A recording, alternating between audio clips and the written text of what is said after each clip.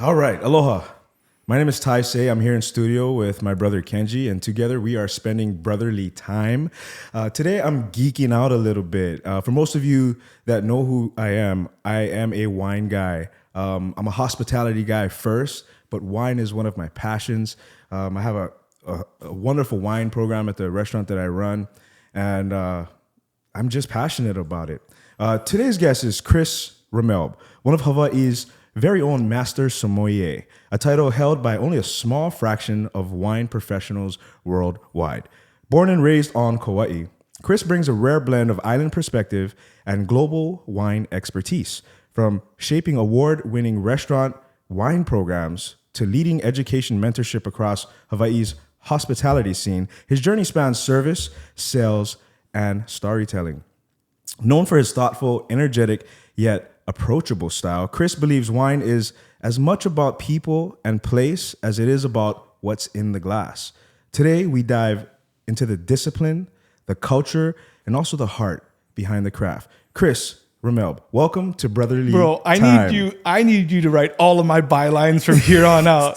That's amazing. Yeah. Welcome. No, it's an honor, bro, because okay, so let's just establish this. We have our fourth Master Sommelier on our program, and you are one of 6 that currently reside in Hawaii, correct? Yeah, that's true. While you're like Thanos, you're collecting all the MSs. Absolutely. Yeah, I'll reach out to the other 2 for you, and we'll get it going. Yoshida, Yeah. and then there's one on Big Island, I think. Yeah. So, Not from Hawaii, but like we accept him as one of our own. okay. Great guy. What, about to get Aloha? Yeah. Oh, for sure. Okay. Mentorship, all the things that you want in the MS, he's got. You know, I was going to go into origins first, but tell me per capita how special it is to have that amount of Master Sommelier here. Just like we got to back up too, because like the MS program, it used to be a running joke where like in order to be a Master Somm, you had to live and work in Hawaii. 5 out of the first 10 were working there at the time when they passed. It was crazy. You know, Chuck obviously is like the godfather for us and like a father figure and a mentor to me. But dude, like there were so many people before him in Hawaii at the time. And now it's just, it's crazy. 6 MSs here puts us as the 5th most state. So like you think of like, obviously like New York and California, but you look at like all the other states, Hawaii is the ranked 5 as far as like total MSs, which is, that's the reason we have such a good community, honestly. So pretty much a lot of wine drinkers in Yeah, Hawaii. I mean, we need more. Yeah? We need more, but yeah. Oh, okay. So I do want to get into that. But first and foremost, how are you feeling today?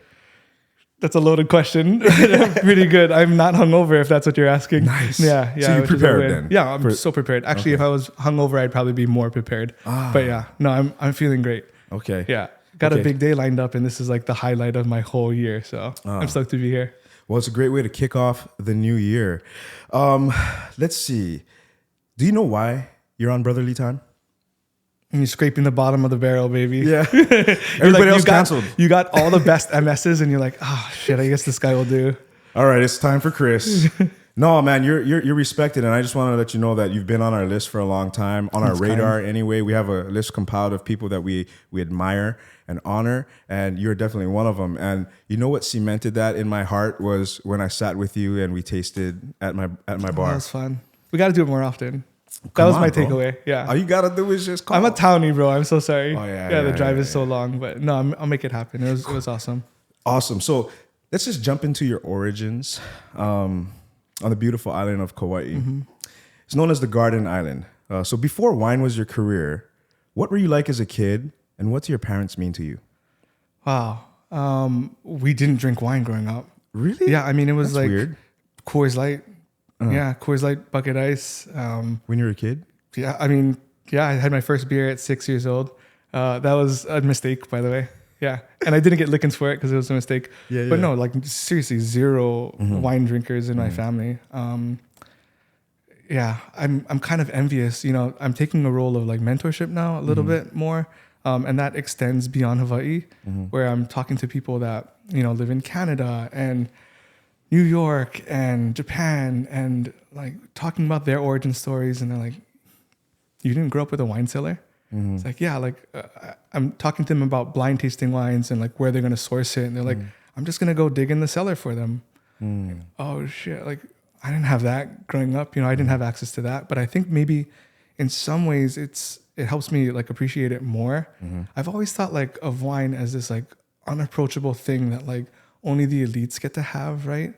Like I think that's why I love tennis so much too, because you have like this like kid that doesn't necessarily belong in the country clubs or whatever. Like my mom was a teacher, elementary school teacher for like 40 plus years.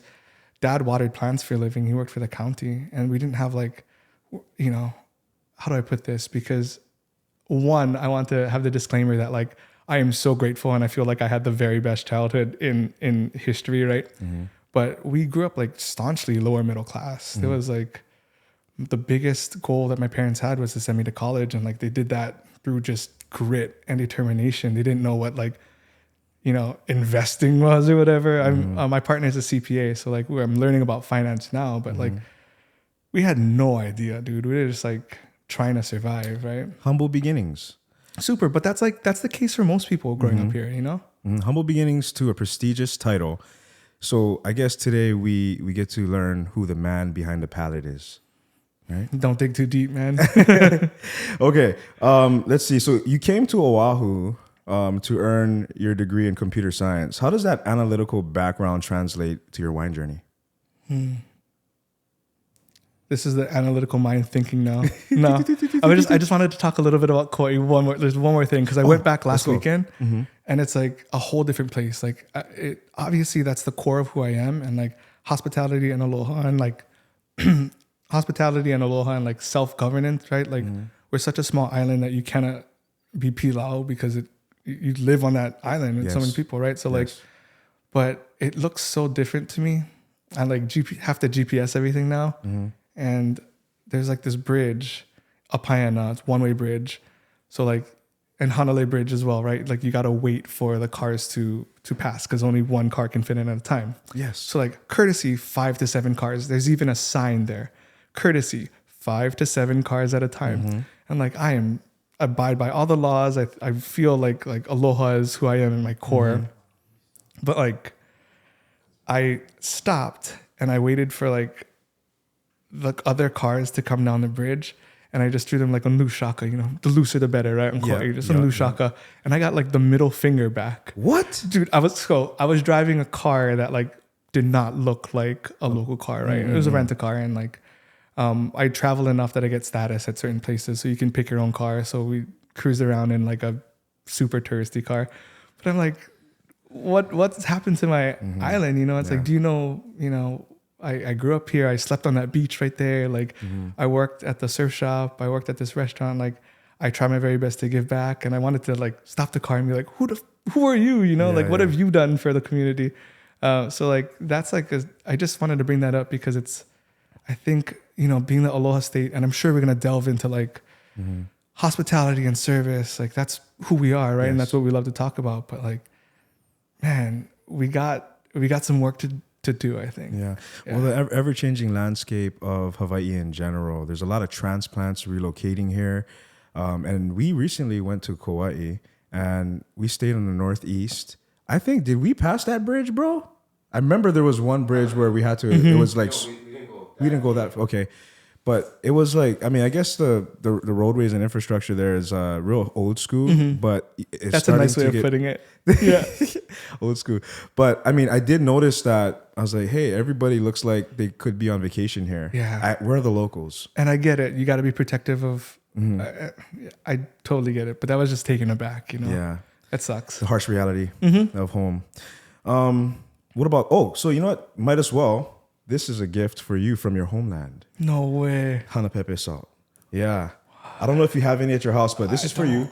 We can leave it there too if you want. But it's just something, a little token of our appreciation for you being here and sharing time with us. But it's from your homeland, from the salt beds and Hana pepe, and one of my favorite seasonings that I use. No, truly. For almost everything. This is gold. You can't buy it. Yeah. So this is such a cool gift. Thank you. So let me ask you this. Do you feel like you chose wine, or do you feel like wine chose you? No, I mean, just based on my upbringing, right? There was no way. If I knew that this was the product of studying wine and this is what my life would have looked like, I would have started studying wine in elementary school. You know what I mean? Like, how was I to know that this is a profession, like a viable profession? And going back to my upbringing, like mom was a teacher. Yeah, telling her that I wanted to do restaurant stuff, it was like I might as well be expelled from the family. Yes, right? Like yes. you take pride in service. Yeah, like I remember my first big tip. It's just like, oh, that's so cool. Like I stoked these people out so much. I made their whole vacation.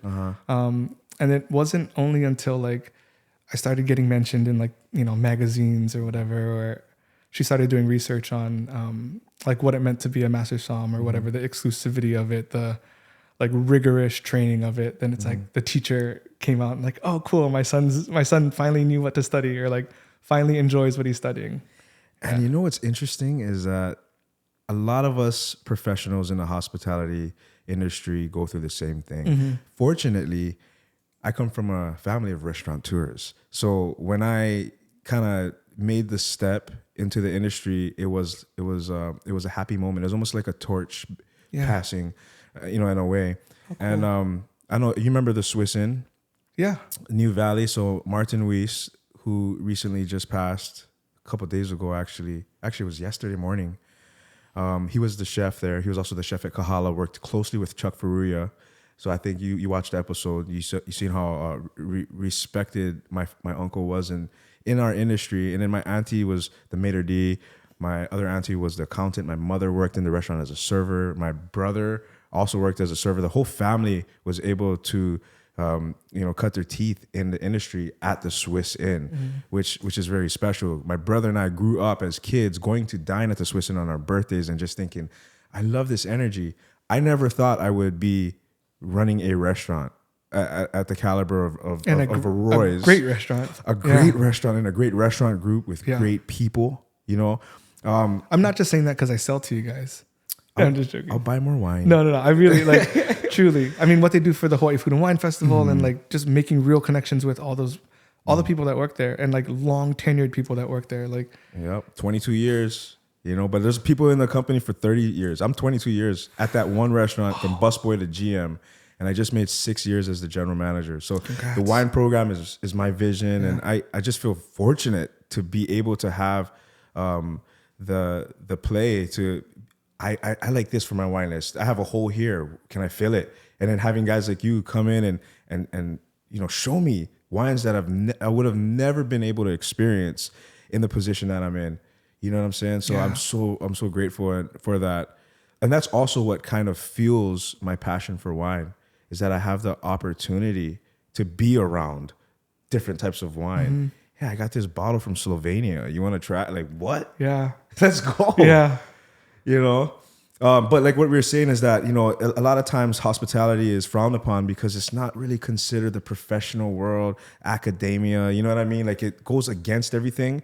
But for some reason, all of those people in the professional world come to dine with us.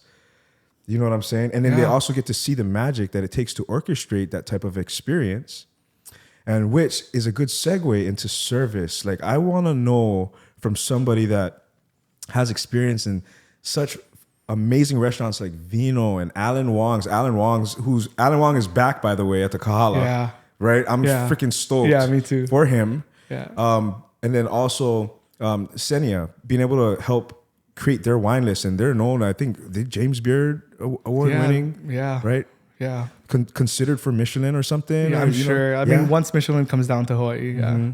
So tell me, to Chris, can you define great service? Oh, that's how much time you got, man. No, because and you failed to mention also that I started my restaurant career here in Oahu at Duke's Waikiki. So when you think about those 4 restaurants, how different they are, I think that's what, man, that's why service and aloha, they don't have a standard definition. And I think service and aloha are like synonymous, right? Basically. But there's no standard definition for it. So how can I ones and zeros that using my analytical brain? I can't, because it means first and foremost, good service and aloha needs to be adaptable, right? So for instance, I'm taking a flight to Maui right after this, and I'm bringing omiyage. So my favorite dim sum place, and I'm gonna mispronounce the name, Sing Shong.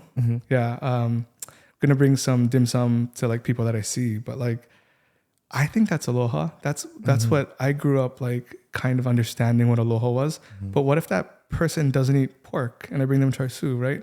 What if like a person's waiting for a table, like you guys got a busy night and they're waiting for a table and like, oh shoot, what do we do with like, how do we apologize or whatever? We sit them down and we drop champagne on them, like we champ them, and they're recovering alcoholics. Like, tell me, is that aloha? Like what I know as aloha and good service is not that to them. So it's got to be adaptable, right? So that's why there's no standard definition for me. But I think it's like there was this Supreme Court case in the 60s. There was like a French art risque movie that was like semi-pornographic. And people are like, how do we know if that's porn or not? And it's like the Supreme Court said, you know it when you see it. I think good service in aloha, it's like, I don't know how to define it, but I know it when I feel it, right? I know it when I feel it. So there is some motifs, like with all that being said, there's some motifs that I think about like rolling into service, giving myself like my pre-shift. And I don't get to do it on a daily basis like you anymore. So it sucks, but like I still get butterflies when I do it. Like when it's game day, when it's like the door's open, I still get that feeling of excitement. So I think to myself two things. I think to myself that like, one, I am not trying to entertain the person. Like I'm not trying to do checklist things for the person. I'm trying to fortify the spirit of aloha within them. So like, it's not about what they do for the 2 hours that they are at my table. Maybe it's egotistical, but I feel like I can affect how they are after they leave the restaurant. So if like, you had a great meal, sometimes I think about it for weeks, and it's not just the food or wine. In fact, I think the wine is the last thing I think about when it's a good meal. It's like the feeling of it. And like, I'm on cloud 9 for like a week afterwards. And like I said, maybe I think I'm better than I actually am, but like, I think I can affect that person like after they leave my table. And like what that does is a ripple effect. Like maybe they're a boss and maybe they have subordinates and maybe like that meal was so great for them that they are, for the next week, they're like such a great boss and they're so happy. Maybe they're like better to their spouse or more patient to their kid.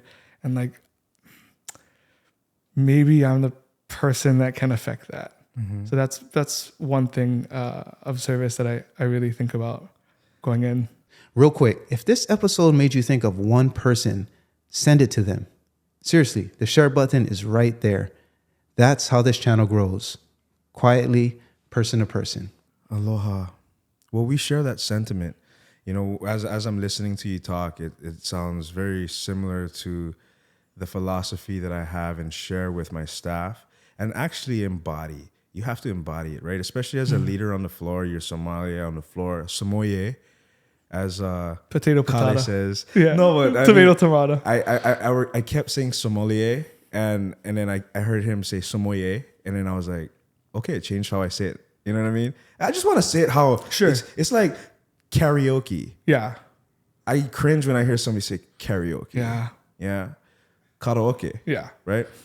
So, when you were talking about aloha and how it's synonymous with the service, it kind of brought me to thinking at the elite social level of Master Sommelier, how has aloha given you an advantage? I don't know if it's an advantage or not. I think I'd like to think so because I like I'd like to think that the court is moving in the direction of hospitality again. But maybe because at the end of the day, it's a test, right? And it is analytical. It's ones and zeros, and you need to score 75% across all 3 levels, and you got 3 years to do it. And like that, that is pretty cut and dry. But I think that, being from Hawaii and like maybe exhibiting a little more aloha than the average person taking the test, like it has helped with connections. Because if you genuinely care about people and representing or whatever, then I think you're more likable. And life is a little easier when you're more likable, I do know. Yeah. At least I think, and I hope it's not fake, right? Like I genuinely like I think that's the other thing that I think about when I think about service is like, I am the winner of that transaction. When I'm serving somebody, I get more out of serving somebody than they get out of me serving them. I truly believe that. And on days where I don't believe it, I fake it, right? Like I tell myself that, like, dude, you're getting more out of this transaction. There's supposedly no like true altruism in the world. I really do feel like service, like when I'm serving someone, then I'm receiving more than I'm giving. And that spans across like mentorship, that spans across all that stuff. Like, sure, it's self-serving, the mentorship thing, because I get to see people and relive that arc again and get excited about wine. Dude, it's like, you've been doing this for 22 years. Like, it's okay to get jaded a little bit. We're human. We're allowed to have ebbs and flows, but like, mentoring people and like, kind of inserting myself back into their journey again. It's sort of self-serving. Like, sure, they get something good out of it, but I get something better out of it, I think. You know what I was thinking is it's dope that when you can recognize that innate understanding in a young person, because it's kind of rare. You know, people like us, the generation is very different. But you're a GM. Yeah, but I like, if I can recognize that in somebody, I see them recognize something or something, some attention to detail or a point of service that a lot of people have to learn, but they have it naturally. I recognize it and I'm like, okay, let's nurture that one, right? And it was just a little thought that I had in my head, because I actually had that situation yesterday. There's young kid, a little rough around the edges, but the greatest attitude. Hey, I need you to do this. Yeah, what do you need? I got you. You know, whereas for a lot of times it's like, hey, I need you to do this, and it's like, what? Yeah. You don't always ask me to do stuff. Well, it's not my job. How come you don't ask him? Maybe they don't say it, but that's the energy. So to me, like, just recognizing that quality in these younger ones are really awesome. I did want to ask you, so you said you worked at Duke's. That's a high volume restaurant that's known globally. Very different from Vino.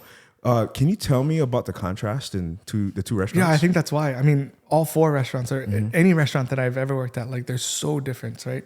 They're so different. And you pick up, like, we're a part of every single experience that we ever had.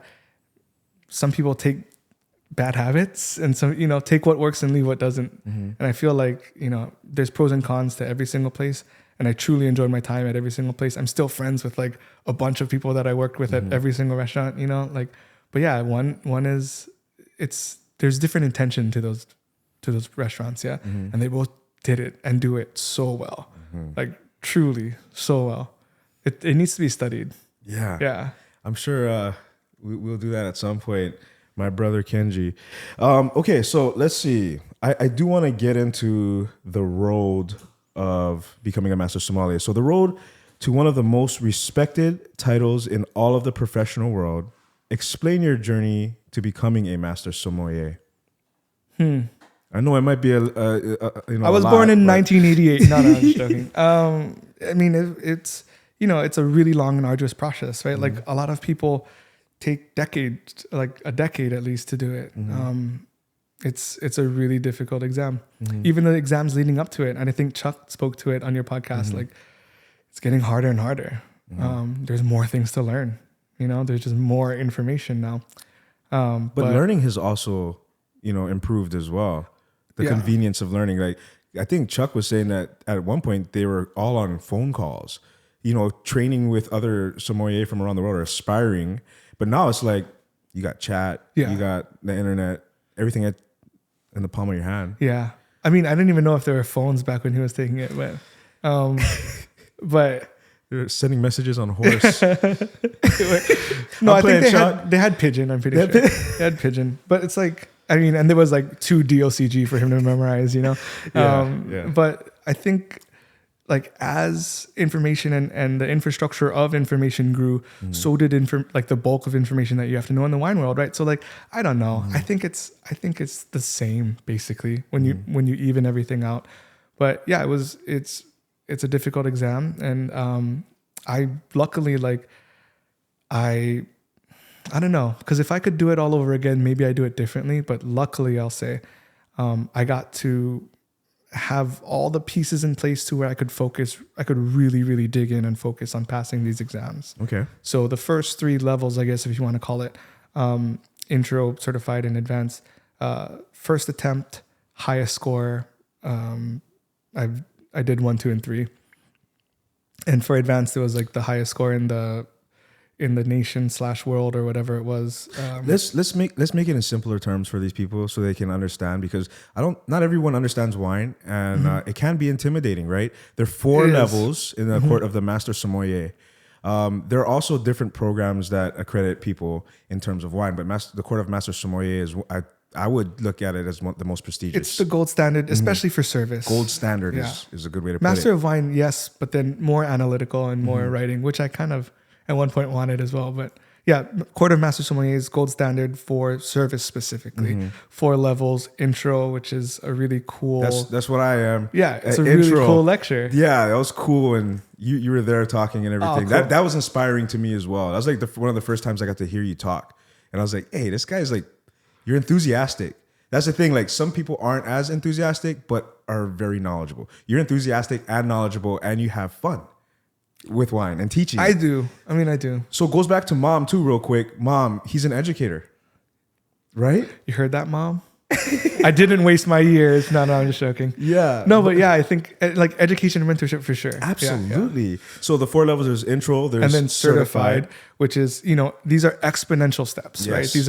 These aren't just like incremental steps. These are much, much more difficult exams. Yeah. And then, so the first 3 levels, intro, certified, and advanced, I passed the exam the first attempt, and received the highest score for all 3 levels across the testing pool. let me wrap my mind around that. So, I mean, it's more of a important thing for the advanced, the level right before masters, because there, in my time, back in my day, there were 3 advanced tests a year, and that applicant pool was like 1,000. You had to apply just to get in, and they took 100 each examination. So to score the highest out of everyone that applied that year was pretty cool. You get like a pretty good scholarship, and then they fly you out to Napa to train with these masters and like elite candidates, and it's called the Red Round Table. And it's like, it sounds like secret society shit, but it really is like, it's really fun and inclusive. I promise you. Yes, it's not, yes, it yes. really like, it really is like that. Just that part alone was and then it was a goal of mine, right? So like, why are we, like you mentioned, people that are innately good at hospitality and they pick it up. That's awesome, but you still need to cultivate that. yes. You still need to learn certain things. You still need a teacher like yourself to like get to the next level, right? I think I really, really wanted to pass these exams. Like I did it well because I wanted to be good at it, and I had the pieces in place to allow me to be good at it. Was there anything about your personality that made it difficult for you in that journey? I'm sure. I'm sure. You got to talk to my shrink on that one.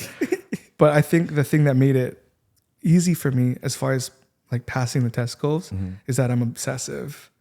Like I find one thing and I just like dig into it, and I'll spend all my money on it, and I'll devote all my time to it. Like, yeah, for better or worse when it comes to like relationships and everything. But yeah, like, I was gonna ask what kind I have a very, very patient partner. Okay. Yeah.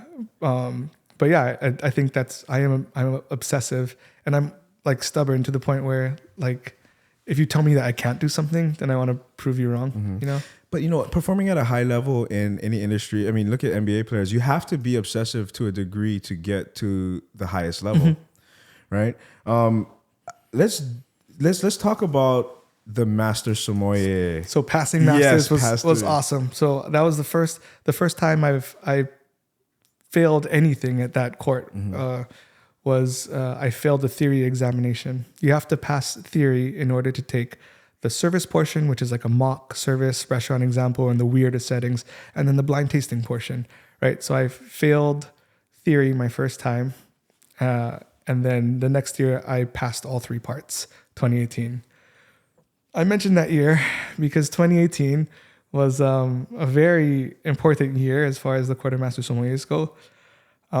Scandal, cheating scandal in 2018. I had to burp. I'm not crying. I promise.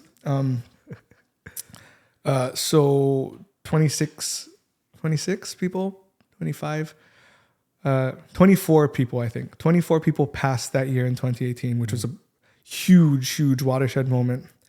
Nobody passes that exam, right? Much less 20 something people.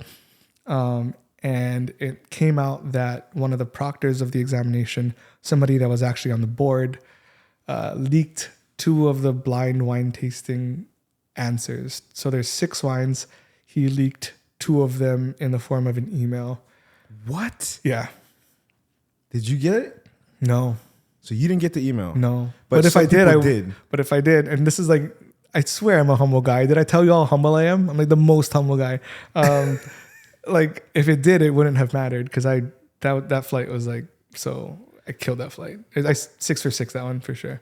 6 for 6. I feel like it was the best tasting I've ever done in my whole life. Explain to people what that means. So, like getting 6 wines out of 6 correct, grape, region, country, vintage, but that doesn't necessarily matter. And we'll talk about that when we do your blind tasting because you have to show your work.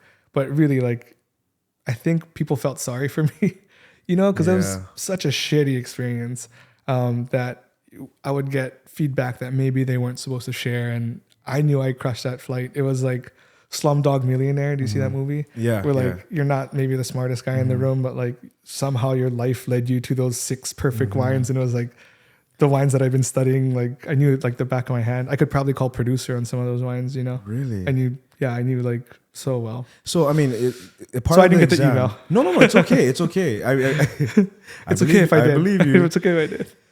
Because you still got the other 4, right? But for the viewers, part of the Master Sommelier exam is doing a blind tasting, and then they have to identify 6 different wines that are in the glass, no bottle around. They don't know what it is, and they have to use their knowledge to figure out and call these wines. And he's saying that he got 6 of the wines correct, which is amazing.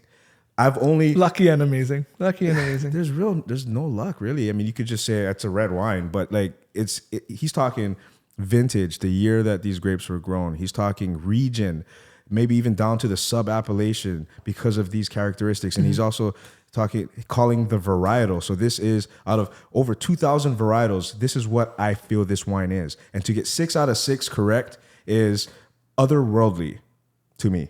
So congratulations on that. So that nobody passed. The 26 people that passed in 2018 didn't. They had to retake the test. Yeah. So you had to pass the Master Sommelier. Yeah. So exam. it was just tasting because that was the only compromised portion. Okay. I think it was like 24. Yeah. But anyways, and I want to make this clear. I think there are many people that had passed the exam, but we all got our results annulled. Right. So like everybody, like there are some people that passed and some people that passed fairly, like me.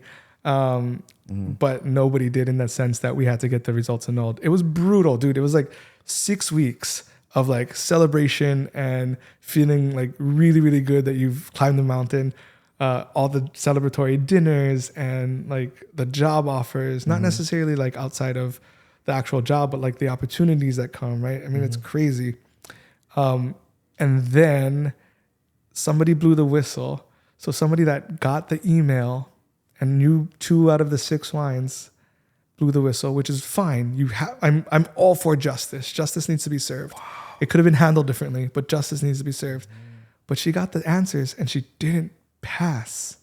Like that's how hard the exam is, right? And the way I found out,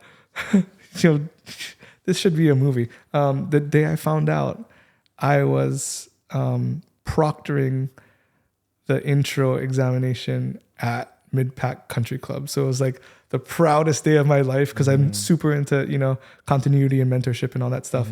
And it was like my introduction to being an MS in Hawaii, teaching these students. And that morning, 4 a.m, got a phone call describing the details as much as they could share, and then basically telling me that like I'm shit out of luck. Yeah, that was brutal. Okay, so what did that teach you? The feeling of not answer my phone. To not answer your phone. No, I mean like even today it affects me. Like okay, so I 2020 happened and there was like a lag in testing, and I didn't really feel good about testing, and so I repassed in 2022. It took me 4 years to pass the blind tasting portion. I didn't go 1 year, and out of protest, and I failed a couple of other times because I just wasn't in the right mental space, and I sucked. I was terrible at blind tasting.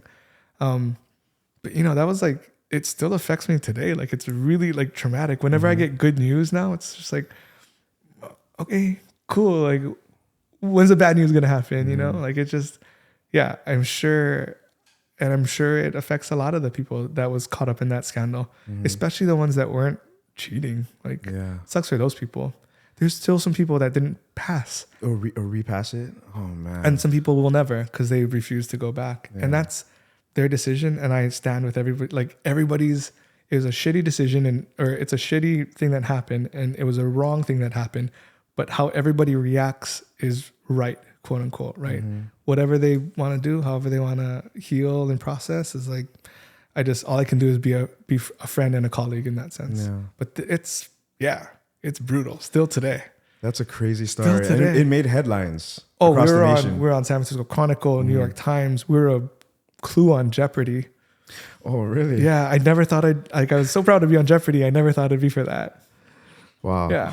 Okay. Yeah. Well, thank you for sharing that. Yeah. That's when you first told me that, it was just, I was like, I couldn't believe it. Jaw drop moment. Yeah. I mean, resilience is important, right? And like, I just felt like it wasn't, the thing that hurt me the most was that I felt disrespected, and we're all about respect here, right? Yeah. So I felt like it was a disrespectful way to handle the situation. But as far as like having to uphold the credential, and I get all of that, dude. I get all of that. So, being resilient, and I'd like to think that maybe I didn't handle it perfectly. I was a little outspoken, but the best thing that I did was continue to mentor people that thought being a master sommelier was valuable still. So I'd like to take pride in that. But yeah, brutal. Okay, so I do want to address the non-wine drinkers out there.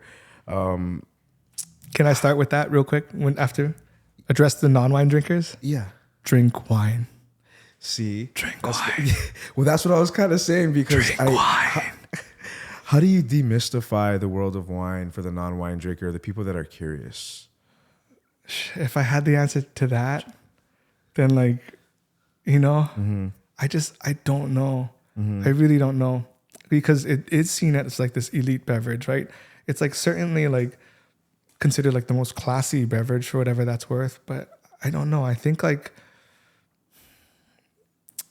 stories help, talking about wine as if it's like an agricultural product. Like people now are starting to care more about farmers and where their eggs come from and whatever. I love all of that. I'm geeking out about that kind of stuff too, but maybe we start there and then we kind of have to like understand that not everybody has a budget like before, dining out's a privilege now. So maybe start at like the lower levels of wine and like try to find really good values there. I'm just getting into social media, and it's so fun. It's so awesome. I see that. Good for you. So maybe like approach the younger generation like that. But I mean, even there's some old people that aren't drinking wine, right? Like, especially in Hawaii, it's really weird. We have a cool wine culture at the very top, but like it's not an everyday thing. No. I like to see it as, I think where it wins is when we start to see it as an extension of food and as an everyday beverage. Yes, I agree. But I wish I had more answers for you. Well, I think that answer makes a lot of sense, because the story of a wine, people, when they are educated about something, then they have a personal, emotional connection with that. And what I realize, especially in the restaurant, is telling people about the sense of place of a wine can almost transport them to the shores of Rías Baixas in Spain, with this Albarino that's made for their type of seafood. And because we're serving our type of seafood, it's like cultures, coming together, meshing to accent your experience. And when they hear it like that, it's like, ooh, I want to be transported to Spain right now. Yeah. And you can taste Spain, the shores of Spain right here, because it's a coastal region, right? Rías Baixas. And this is literally made for their style of food. And kind of like art cuisine as well, right? When you think of like the ocean stuff and yeah, I think that's what wine did for me as well. Like it transported me, right? Not just like literally because like, you know, winning awards and scholarships or competitions or whatever, like literally transported me to these places, but like opening a bottle and like drinking it, it's like, wow, I'm actually there. My mom would always say like, oh, you're going to learn to love reading because we can't afford to travel. So like we always had money. I didn't have a empty kitchen and I didn't have an empty bookshelf. We always had money for food and books. So like, I think that's what wine did for me. Like it made me feel like, because when you study wine, you're studying not just the juice, right? The like culture specifically, like soil, place, sure. But like culture and food. And Chuck always says like, you want to be able to understand food and wine pairings, right? So like linking food and wine regionality, like that's super important. Yeah. Okay, so before we get into the blind tasting part of this, as you walk me through that, I want to ask you some quick fire questions. So if you could limit your answers to 15 to 20 seconds, that would be awesome. Cool. Okay. Let's see. I'm going to get canceled for this. Yeah. I'm gonna be like, no, you're not, bro. You're like, So when it comes to pricing, is the cost of wine indicative of quality? no. Oh, okay. Flat out, no. Flat out. Can you just explain why real quick? Yeah, because knowing what you like and why you like it is more important than what's in the glass. You know, you can drink a super expensive champagne, which I love, but if that person doesn't like bubbles, why even serve that to them, right? Yeah. If you had to teach someone to enjoy wine without using any wine vocabulary, how would you do it? You get drunk. It's an intoxicant. It is. Yeah. Wine also It makes you you feel... it makes you dance really well. Yeah. No, I'm just joking. It doesn't. It makes you think you can dance really well. No, I don't know. It's culture in a bottle.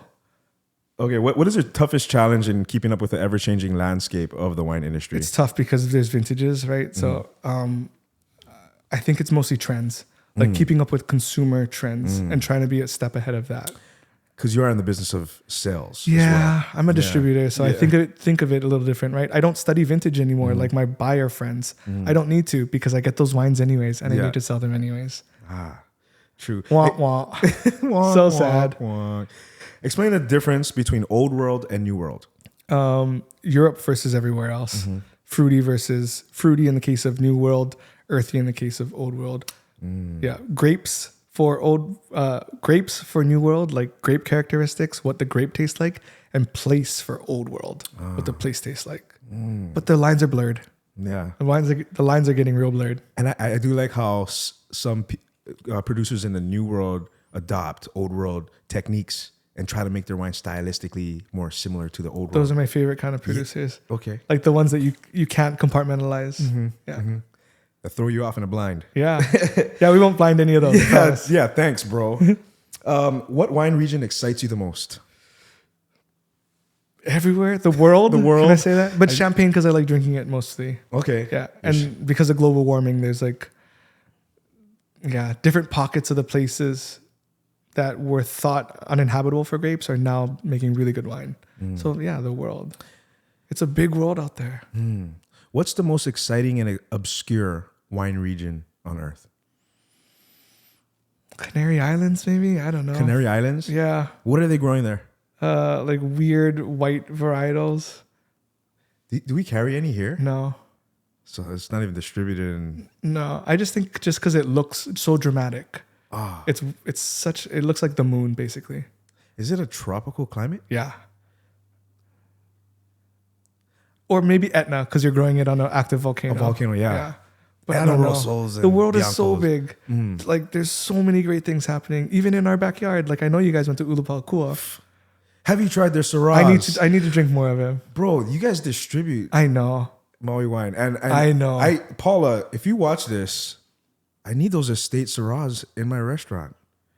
Bro, it's... Southern can bring them in. Yes, you can. But you know what? They're so limited in their yields that they reserve it for their, It's such a great family, yeah. That was such a cool episode. Bro. Yeah. They're amazing. The son is like Mr. Scientist. He's like, he's analytical, like you. I think we get along. 5 5,206 subscribers. And we got here organically, just two brothers from Hawaii doing our thing. If you have access to connections, capital, infrastructure, and most importantly, belief in what Taisei and I are doing with this channel, and you want to see us grow without turning into something fake or contrived, fill out the Connect form on our website that's listed below. We check every submission, and if it makes sense, we'll reach out. Thanks for watching. Back to the episode. Without the presence of wine at a dinner table, what would humanity be missing? This is a quick fire question. Shoot. You can try. I don't know. I think wine is meant for sharing. Mm-hmm. Just even the format that it comes in, right? Mm-hmm. Sure, like I can finish a bottle myself, but like it's meant for sharing, and it facilitates like so much more than just the wine itself, right? Mm-hmm. It just, yeah. You can look at all the religions and all the places in the world that ban alcohol. Mm-hmm. I'm just saying, just look at all the places in the world that think alcohol is bad. Mm-hmm. And sure, alcohol is not as natural and whatever. As we can get into the argument of like THC, which I'm a huge proponent of, like not being taxable, right? So that's why it's not like, but alcohol it was around for basically ever. It's like a social glue in It is. in a dining situation. And in the fact that it's made from grapes, you know, for me is such a wonderful thing to think about. It's because there are health benefits to, you know, a certain amount of wine, the antioxidants and whatnot. But there's something special about the fabric of the different types of wines in different types of social situations and how it accents the dining experience with the food and with the people you're with. And I think that's as simple as that. I've never had a meal that was not improved by wine, ever. Mm-hmm. You know, and there's a reason we're talking about grapes specifically. Mm-hmm. That like Vitis vinifera, that grape species is the perfect amount of like skin to juice to stem to pip. Like that is the reason like we're talking about that, because that in its fermented form, it is magic. We're not like blueberries look kind of similar. We're not talking about blueberries. No offense to Maui, but we're not talking about pineapple wine, right? Like the world over. Absolutely. It's grape wine specifically. Like it is a gift. It is a gift from whatever higher power you believe in. I feel like it really is. I just want to say thank you for whoever invented wine. Yeah, seriously. Let's see. What role does weather and soil play in the growing and quality of a unique grape? More than we think, but it should not be emphasized as much as it is. Wow. Yeah. So terroir. more than we think for sure. You know, and soils, like you can't taste soils, supposedly. I think it's bullshit, but you can't taste soils. But it has a lot of influence on like drainage and nutrient retention. Yeah. But I think that's not how we get people to drink wine. Yeah. Okay. Has there ever been a wine that evoked emotion? Every single wine I open. Yes, every single wine I open. There's a reason why we have cellars, right? It's because like that day, what I ate, how the weather's like, who I talked to, how hard I had to work, what time it is, what I'm eating, like there is a perfect wine for that situation. And I hope that I have it in my cellar, and then I open that. And like every time, even if the wine's not great, you know, I know this is a quick fire question, but real quick, we had like, sentimentally, I always get this bottle of champagne to open for like me and my partner / wife's. We're not technically married, but me and my wife's like anniversary. And it's a really great bottle of champagne on name. And then I blind tasted it amongst 15 different other champagne, and it wasn't in my top 5. Wow. So it's a bottle that I still get because it means something to me, and wine should be consumed in context. But like, I don't know. There's like, I'm around the best blind tasters in the world.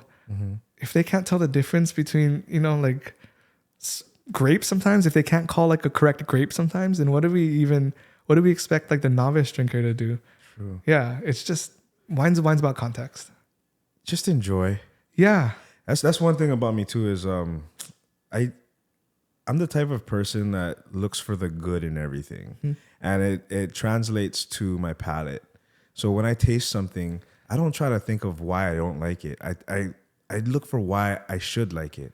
And going into it with that mentality, has really allowed me to be able to recommend things, because it's just like the food on my menu. If I have guys and I tell them, hey, if you're going to recommend something, and I hear them say, I don't even eat that, I don't like that, I don't recommend it. I was like, no, you have to understand that the guest isn't you, and you're not in a position to give them your personal opinion when it comes to what you're selling on the menu or what you're presenting on the menu. We're not selling it, we're presenting options. We're educating the guests on what we're serving. And the same goes for wine too. If you don't like Gewürztraminer, it doesn't mean that your guests wouldn't absolutely enjoy it. Just present it and the best things about it. I'm so jealous. I envy you that you can do that. No, really. You miss it, huh? No, I do. I miss it. Like, you're now in a position selling wine to me. Yeah. And I get to be with the guests. That's why I would never want to take a step up to a higher corporate position, is because this is my arena. You know what I mean? And this is what I love to do. But even I look for flaws now. That's how my brain is trained. For wine only, not for anything else. But yeah, I'm so jealous of you. That's great. Well, maybe that's why you're here. Because I'm a curmudgeon. Because I'm cheated. I'm going to ask you one last question, and then let's jump into this blind, because Kenji has some questions for you as well. Awesome. Can't wait. But I'm wearing a Tanioka's shirt because I'm local brada. Yeah, but I love Tanioka. Hypothetically, if you had to stoke me out with a wine recommendation, and off the top, I'm eating Hawaiian food tonight. I'm having squid luau. I'm having fried akule with poi, savory, sweetness, coconut milk, you know, all those flavors, salty with the akule. What are you recommending? Okay. So I really hate wine recommendations in specific. Like I really opportunity I know, to recommend and something. I know, like I really do, because like everybody's so different, right? Yeah. And like I'm one for speaking with integrity. Like if I don't try the pairings myself, then I don't recommend it. But I will say with squid luau specifically, and that like fried oily akule, and that consistency of poi, you're thinking of three very different things. I think of a wine from the Loire Valley in that sense. Yeah, so it's 600 plus mile river, Malko Tumakai, you know, pork, fish, shellfish, everything in between, right? And that's why I would go with Vouvray. So the grape is Chenin Blanc. It's from the Loire Valley in Vouvray, made by a husband and wife team, now their daughter, called Champelou Vouvray. Champelou Vouvray. Yeah, and the reason it works is because like it's green, but not like so aggressive vegetal green, right? So it'll work with that squid luau. It has a little bit of sweetness, which you have to have for that course. I don't care what anybody tells me. You need a little bit of sweetness. And if people talk bad about sweet wine, like understand you're not going to the grocery store and picking out unripe fruit to eat, right? Like sweet wine is not going to kill you. It's okay. And this one has a little bit of sweetness to counteract all that salt that you're going to have, but also blend in with that sweetness of the coconut milk. It has oxidative properties, which I wouldn't talk to a table like that, right? I wouldn't say, well, this wine's so oxidative. This wine's so acidic. I would say this wine has like this beautiful round characteristic. It's like this nutty characteristic almost. And then as far as acid, Chenin Blanc, some speak, known for very high acid. To a table, it's like really bright, right? It's really bright. It's juicy. It's laser focused. All those things work specifically well with squid luau, work with the weight of the poi, and work as a contrast between like salt and sweetness of the akule. You hear that, my brothers and sisters? Vouvray, Chenin Blanc from the Loire Valley. You can remember that? From Champelou specifically. Champelou. Oh, yeah. It's in your portfolio. Anyway, let's go ahead and do this tasting, bro. I'm stoked. That was sick, dude. Okay, so, you know, in preparation for this interview, I actually asked Chris, I was like, hey, can you blind taste me? And can we do a blind tasting on camera? And he had an idea that he's going to kind of explain right now what we're going to go through. What are we doing, Chris? Well, you actually asked if you could blind me. I didn't want to say that, and I'm because like, I didn't want you to say no. My pride is too, I can't miss a wine on your podcast now. Yeah. No, but I really do think, so blind tasting is an awesome skill to have, but like the whole thing is not trying to get the wine, right? You don't need to necessarily win every single time and get the wines. But I do want to show people how easy it is to blind taste. Like complete novices, how easy it is to blind taste. How do we do that? We got to taste the wine in a flight. Because tasting the wine out of like a vacuum and it's like, okay, what is this wine? Is this like, what color is this wine? You're like, I don't know, dude. I don't have anything to compare it to, right? So we'll taste wine as a flight first and foremost. And then I want everybody to try to like play along and assess structure. So what I mean by structure is that aromatics in wine is like really personal, and it borderline subjective, right? Like if I say apple and you say pear, who's right? And we both grew up kind of differently. We're similar but pretty different. My grandma's house smells different than your grandma's house. Like it's so personal. So I think like as pretty and poetic as wine is, we can take a drop of that wine, we can send it to the lab, and we can get back readings on like pretty much everything, right? Alcohol by law has to be put on the bottle, but we can get readings on acid, like how acidic the wine is. We can even get readings on tannins, how like tannic the wine is. And then we can get readings on like different things like esters. So there's this thing called 4-MMP that makes Sauvignon Blanc in small doses smell like passion fruit, but in high doses smell like cat pee, right? So like we can measure all of those things, right? So I think like the exercise here is to one, compare wines as a flight, and then two, walk the audience into like how we assess structure, which you cannot run away from. Like structure is set in stone. These are hard numbers, analytical. Like remember computer science wine. Yes. So like we'll start with the wine right here in front of you. Okay. So we're gonna the first thing we do is we're gonna assess the site. Yeah, let's look at both right now actually. So this is called double fisting. It's a technical term. No, I'm just joking. Do you see that there is a difference between these two colors? Absolutely. The one on the left doesn't seem to have the same type of clarity as the one on the right. What about colors? What about let's go with concentration. Like how dark are these wines? So we want wine 1, wine 2? Yeah, let's go. Wine 1 is wine 1 is actually lighter in color, more bricky than it is purple, like the one on the right. Cool. What wine looks more red? And what wine looks more purple? Okay, wine 1 looks more red. Perfect. Yeah. So if I were to tell you straight up, like if you were to apply some theory to this, red wines usually have a little less or a little more acid. Okay. Purple wines usually have a little less acid. That has everything to do with like anthocyanins, part of the grapes. If I told you that, basically we can divide the world in half if we look at thick skin versus thin skin varietals. Have you heard of that? Yes. Yeah, like lowly pigmented or thin skin grapes versus highly pigmented or thick skin grapes. And we can basically take all the classic red grapes in the world and divide it into half, thick and thin. If I were to say that thin skin grapes have like lower concentration, they're a little lighter. Like if you were to put this over like some words, you might be able to read through it versus another one. Which wine would you say is thick skin and which one would you say is thin skin? I would say thick skin would be wine 2. Perfect. You're right. Look how easy this is when you play the flight game, right? You do like that's why it's called the deductive tasting method, right? All right, let's go and smell the wines now. Okay. Nothing else needs to be said about color or sight. Sight is often the most overlooked thing in wine tasting, no pun intended, but like really you spend 10 seconds looking at it and you're like, okay, thick skin versus thin skin, red versus purple, how dark it is. The end. And the deductive method, is important to say that we're not trying to figure out what the wine is. We're trying to figure out what the wine isn't. Yep. Oh, I like that. I never, in all my years, I have never heard that. Hey! Wow. Okay. Cool. I literally just smelled the mic. I was looking at this like, that's the intro song. Okay, so we're smelling the difference, and then smell the differences between those two. So what I want you to look for is fruit. So fruit condition matters, but let's think about fruit. The 3 fruit camps for red wines: simple, red, blue, or black. Okay.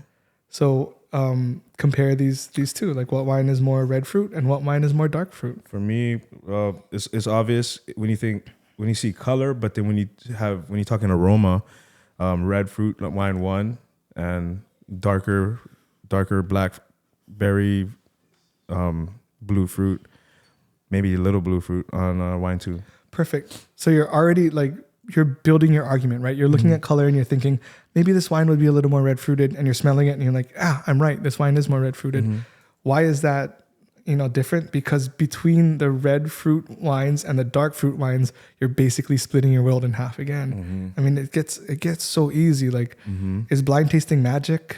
Yeah, it is, because like magic is not necessarily real either, right? It's like all these tricks and ways to like find out what the wine is. So you see, like the way we compare it as a flight, it makes it easier, right? It really, really helps deduce wines better. I've never done it in a flight method. And when you can have this comparison, it really helps. Yeah. Instead of somebody like giving you one wine and saying, what's the color? Yeah. What's the fruit? Yeah. What's the whatever? You just look at that. And like, we're going to take certified, hopefully. You are. You're going to take certified one day. One day you'll take absolutely. certified. When you take certified, you're never going to be in a flight where there's one wine. There's 2 reds and 2 whites. So you'll always have something to compare it to. Okay. Cool. So like, let's talk about, I don't know, florals doesn't necessarily need to be discussed. They're both like purple and red flowers. Yeah. Which is more floral? Which is more fresh floral? 1 or 2? That's important when talking about this flight. Fresh floral would be wine 2, I think. To me, I could be wrong. Let me know. To me, wine 2 has jasmine. Jasmine. I like that. That's interesting. I like that. What about fruit and floral condition? Like what wine has fresher fruits and what wine has dried fruits?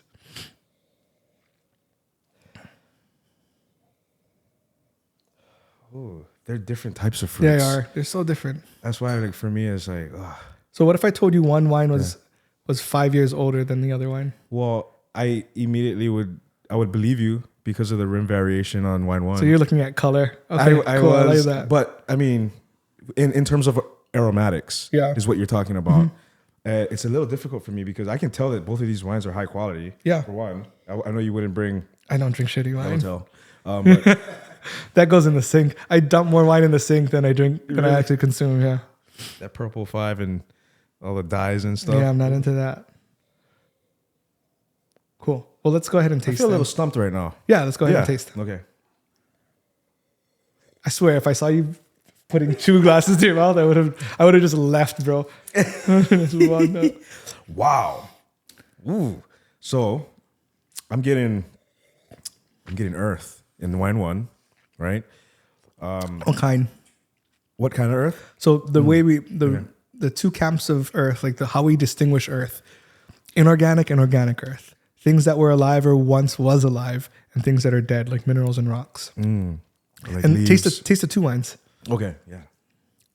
and then tell me what has more organic earth and what has more inorganic earth, which is another clue, right? Like you don't need to know theory in order to get this. We're just trying to like have you deduce what's in the glass. Wine 2 for me more organic earth.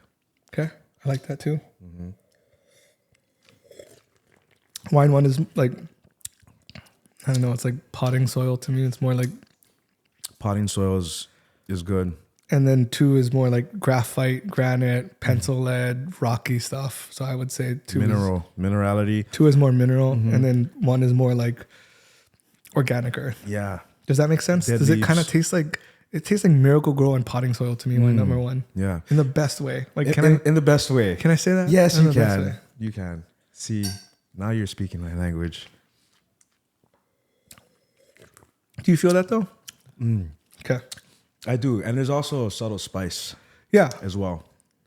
What on kind of wine 1. spice? I would. I would only say ask you like- because if I say it and then I put it in your head and you're like, oh shit, I get it. Yeah. Yeah. That happens. I would feel like a very faint black pepper. There's some pepper. There's like I like that you said black pepper, and then there's like a sandalwood incense to me. Okay. There's like a little bit of red vines, like Okay. licorice. Well, which would be indicative of oak presence. Maybe a little. A little bit of oak presence. What wine has more oak? I love that. So what do we look for when we look for oak? What are classic oak markers? Well, cedar. Cedar. Cigar box. Yeah. Things that smell like oak. Yes. Like sawdust, 2x4. Yeah. Baking spices, people say. Vanilla. So what Vanilla, wine yeah. has more like vanilla and polished oak aromas? Oak also has tannin, which we'll get to. Wine 2. A little bit more of that, the vanilla. Perfect. Which is why I chose these 2 examples. So like Okay. wine 1 has 0 new oak. Okay. Wine 2 has 40% new oak. Ah. So that's great because that gives us clues as to what the wine is and where it's from.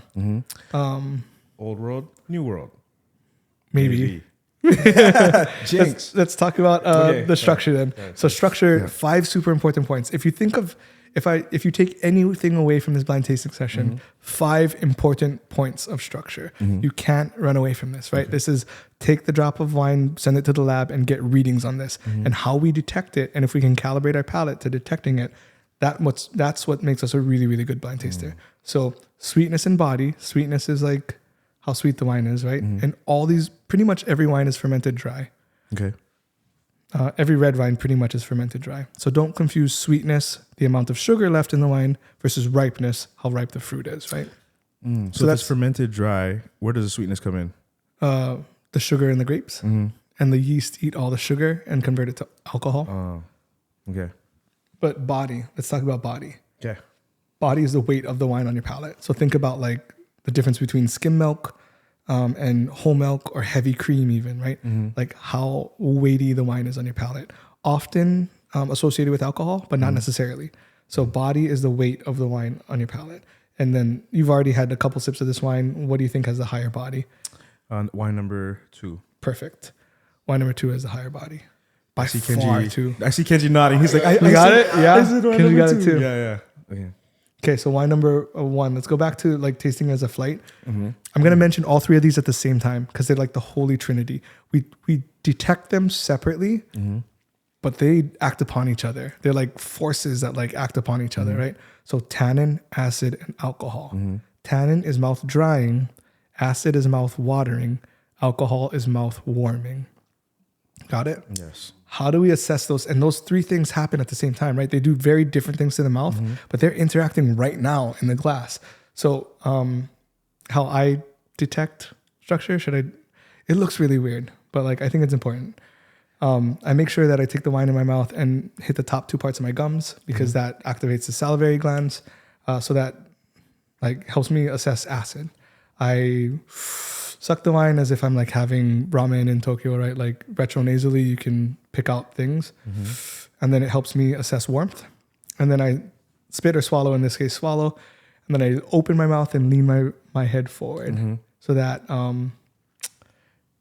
you can feel the salivation. you can feel the salivation. So make like acid is mouth watering. So like you lean your head forward and you open your mouth, see how much water pools. I've seen students like drool on themselves for high acid wine, and then you do this afterwards. So then you assess like how warm how deep the warmth goes. So like think of like taking a shot of room temp bourbon. Yeah. You feel that in your belly, right? Low alcohol wines you get like in the front of the palate. Medium you get like kind of in the back of your throat. High alcohol wines you get kind of like almost in your chest, right? And then tannin is mouth drying, right? So like because you're swishing it all over your mouth, you can taste you can feel, tannin's a tactile sensation. You can feel how dry your tongue, gums, cheeks, teeth get. So you put it all together and it looks something like this.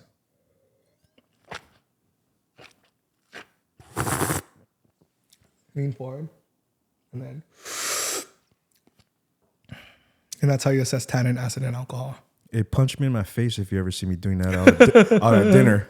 But in this type of setting, this is so educational. Please, when you're watching Netflix or whatever and you're at home, do that if you're like me and geeky.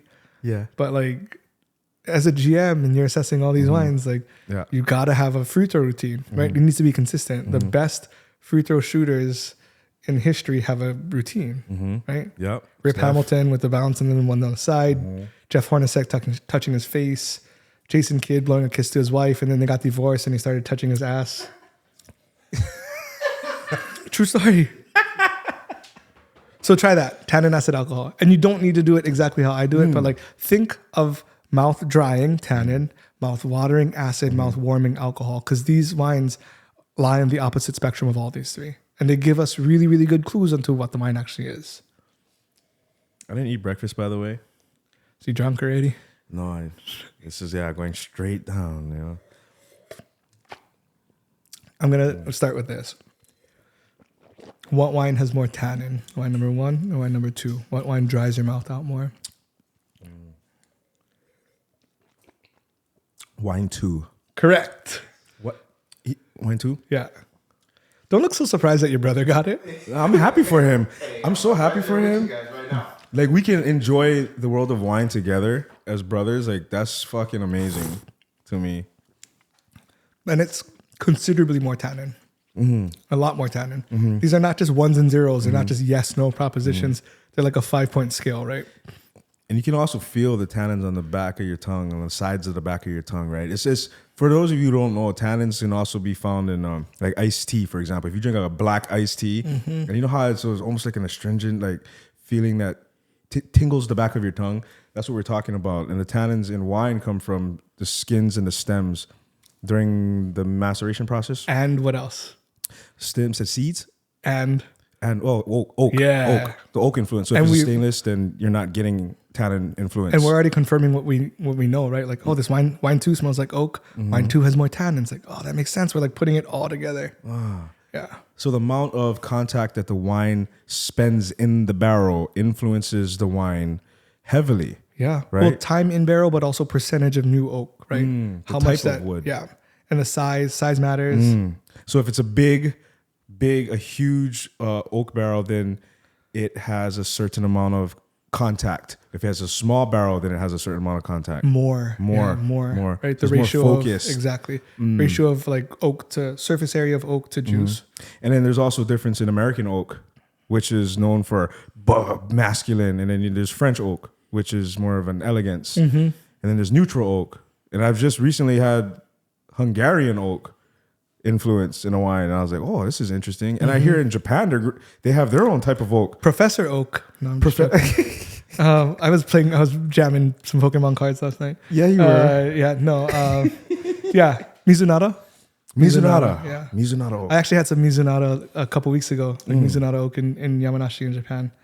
When you talk to my brother, can you just tell him about not just your experience in Japan, but a little bit? Can you touch on Japanese wine? I'm not even gonna talk to your brother. I'm just gonna listen to your brother because I want to know like all the Japan stuff too. Oh shit, we're tasting something right now. Sorry. Alcohol. What has more alcohol? What is alcohol? Mouth. Alcohol. Warmth. What has more alcohol? Wine too. You think the same? I ran out of wine too. Right? Okay. Yeah, it's wine too. Low, dude. Wine too. Yeah, more alcohol. Yeah. What is more acid? I would say wine 1. Wine 1. It's more crunchy. Too. It's more crunchy. I love that. Crunchy, yeah. Like and crunchy as in like a crunchy cranberry. Yep. You know, something that's not super ripe. Wow. When it's super ripe, you know, just a little bit more sweetness and whatnot. But this is like underripe. How about this? If you don't take certified, I'm gonna punch you in the face. Yeah. That's cool. To be and then I'll run away. But like to get punched in your face by you is like an honor. That's so kind, man. Oh man, yeah, you really didn't eat breakfast, huh? Yeah. Cool. So we assessed everything that we possibly can about these wines. Do you want to say any final thoughts about these wines? Do you like both wines? I love both wines. Can you see how I picked them out in the flight because they're so different? Very different wines. Yeah. I mean, any last thoughts? I could tell that the wine, you did say you gave a little bit away by saying that this one is 5 years younger than this, and when I look at the rim variation, it is indicative of the age, right? But also the color too. It having less clarity also makes me feel like it could be a little bit more mature. Looking at you can also look at the legs to kind of get an idea for what type of alcohol content is in the wine. Alcohol, sugar, or glycerol. Okay. Or in this case, unpolished glasses. Unfortunately. There's a dusty characteristic. Oh wait, that's lint. It smells like my dog. No. The dog hair. Yeah. So like theoretically, if you want to take a guess, more than happy to, but I don't it's not even about theoretical knowledge at this point. Well, let's just say that this is I'll say this is like a 2018 or 2019 Pinot Noir from Burgundy. I wouldn't be able to tell you exactly where, but because when it comes to the sub AVAs, I'm not too sure. But for this one, let's summarize this one. Oh, summarize it. Let's summarize. So Okay. I'll give you what I think is the summary, and then you can have a guess. Sure. So this one, like, what are the most important parts about the wine, right? So we go through the entire grid. Mostly, like the grid for the Court of Master Sommeliers keeps things in order, and there are checkpoints, right? There are show your work kind of things. How did you arrive at this answer? Yes. So the grid is very long, and it's all encompassing, right? Like not just fruits and non-fruits, but like what type of earth or how much oak or what percentage of oak. But I'd like to think like the most important points of the wine, the things that speak the loudest matter, right? So right now we're looking at a thick skinned varietal with dark fruits, high alcohol, moderate plus acidity, and moderate plus tannin. It has a really earthy vibe. And it's showing some oak signs and like signs of like aging, like leather and cigar box and like a little animal thing. It almost smells like graphite pencils, like bloody. Some of the other characteristics that don't smell like anything else on the planet. I'm gonna go to like a 2023 Right Bank Bordeaux. God, you're good. Pretty good at this. It certified's coming up, you know. Bro, Ready for the what reveal? the fuck we got, bro? Okay, wine number one. Wine number one is the grape is Gamay Gamay. from Burgundy, France, which is related to Pinot Noir. And if you're calling Pinot Noir in any kind of level, you should absolutely call Gamay as well. They're related. They're very similar. They're grown in the same region.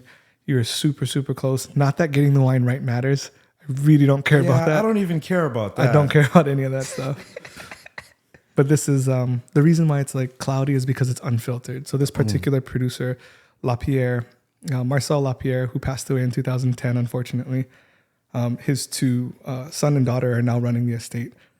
They were a proponent of really, really natural wine. I hate natural wine, like as far as the movement and the thing. Like most of the wine we drink is natural anyways, right? Natural wine nowadays refers to like flawed, incomplete wine, in my opinion. And I love all of those things, right? So this particular producer adopted principles of Jules Chauvet, who like led the charge of organic and biodynamic viticulture. There's like, they're known, this producer and three others are like heralded in wine circles. They're known as the Gang of Four. Like this is how important their contribution to viticulture was, especially in this area where Beaujolais was known for like shit and plonk and like just like mass produced garbage.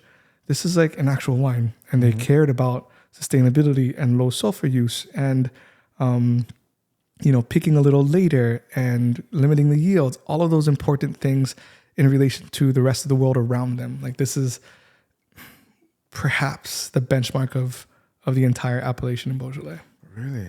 So if you don't like this wine, then you can swear off pretty much all Beaujolais because like you're tasting the pinnacle of it, right? Wow. Cheers, Gamay. Do you like it? I do like it. Thank you. Cool. Yeah. Now on the list that Roy's called. I'm just joking. I don't have any Gamay. And wine number two, it might as well be Right Bank Bordeaux, which is what you called. Okay. It's Left Bank Bordeaux, but the grapes are very similar. So this is about 50% Cabernet Sauvignon and about 50% Merlot. That's fucking crazy. Because Right Bank would be more Merlot Right focused. Bank would be more low. Left Bank would be more Cabernet Sauvignon. Yeah, and that has everything to do with the soils, right? See, so I was actually, because I was toggling between both sides, just based off of what we talked about, and I leaned more towards Merlot because I was thinking it was a little softer, but this is 50-50. That's why getting the wine right doesn't matter in most cases. I'll tell you a little bit about the appellation. So this is a producer that's been around since 1452. It got bought by the Rotor portfolio, the same people that make Cristal, which is fantastic champagne, in 1995. But it has its origins like hundreds and hundreds of years. Saint Estèphe is pretty close to Right Bank in Bordeaux when you talk about like, so in Bordeaux, there's Left Bank and Right Bank where the rivers flow through, right? And Right Bank is more clay-based soils. Left Bank is more granite and like gravel-based soils. So that's why on the Left Bank, Cabernet Sauvignon thrives. It likes that soil. Right Bank, Merlot thrives. It likes clay soils. Saint Estèphe, even though it's located on the Left Bank, it's one of the most northerly appellations. So they have a lot of clay there. So they grow a lot of Merlot there. So like getting to Right Bank or Left Bank on this wine, it doesn't matter at all. Like calling the core of it and what it stands for is great. I promise I didn't try to trick you. I didn't try to give you like half. Yeah, no, but I'm just great. kind of amazed. Frankly, myself, so dude. am I, bro. So What am the I. I've seen you taste before. It was no. Yeah.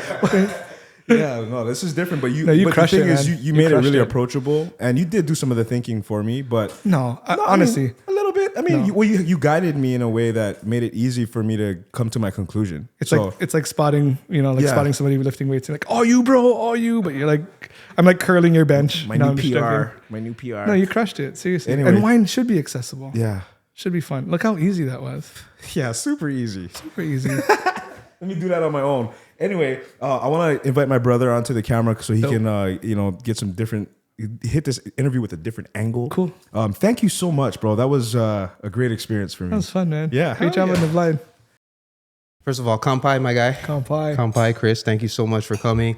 As I was back there producing, doing my thing, I was trying to follow along. And for the longtime viewers of BrotherLee Time, back when it was Taisei Discovers, and we had the first Master Som, I think it was Patrick Okubo. Shout out to Kainoa too, right, Ty? He's not master, but I mean, audio to me, relatively speaking, right? I'm like, bro, speak English already. But I will say that my knowledge just from like being around it and hearing actual like people who this is their livelihood talk about it, I love it. I love the kind of depth that wine offers. And for anybody who is obsessive, no matter like if it's your profession, a hobby, whatever, like there's the depth you can find in wine. And I just love people who go on deep dives, period. Just so happen to be at wine, just so happen to be a couple good bottles over there in the back. little And, like, bit. and when you're saying things, I was like, that's true. And I feel like there's a resurgence almost of this kind of crafty, deep dive kind of content space. I know you're by the way, I love the Instagram reels. That's so kind. I'm trying to get to your level, honestly. But like, because we know the audience knows that you know what you're talking about. And that doesn't matter what you do. I like watching people who know what they know.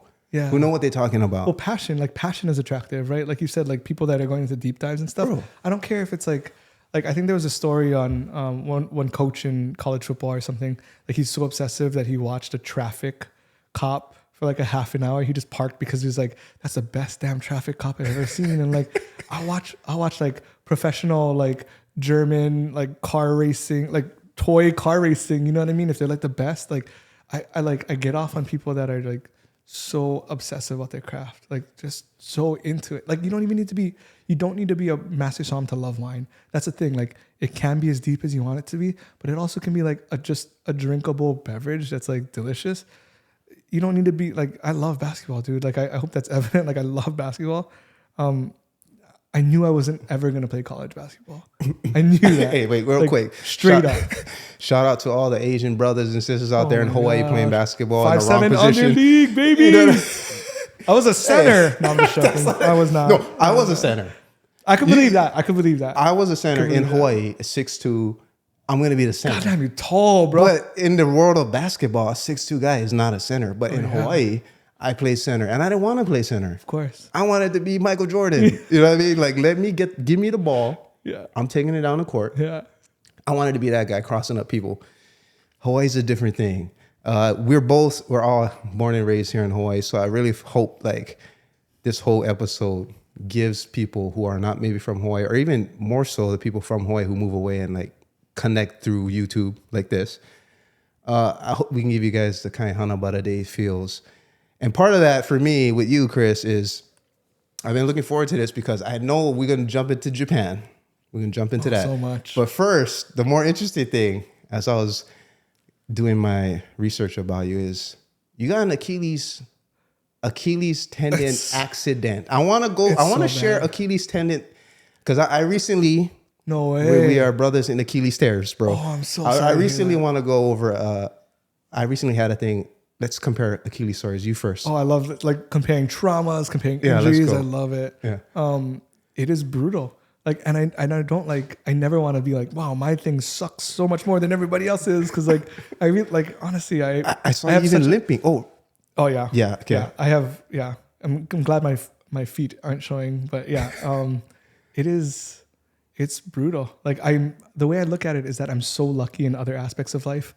Like I am just beyond blessed, dude. Like I'm so What happened lucky. though? What was the incident? Like unlucky in obviously like the 2018 scandal or whatever. Like the 1 year to pass the test was not that year. And then like Achilles specifically, I tore it playing basketball like 8 years ago maybe. And when I say playing basketball, I mean just like messing around at the park with the boys. You know what I mean? Like not anything that deserved There were no an scouts. injury. No. Yeah.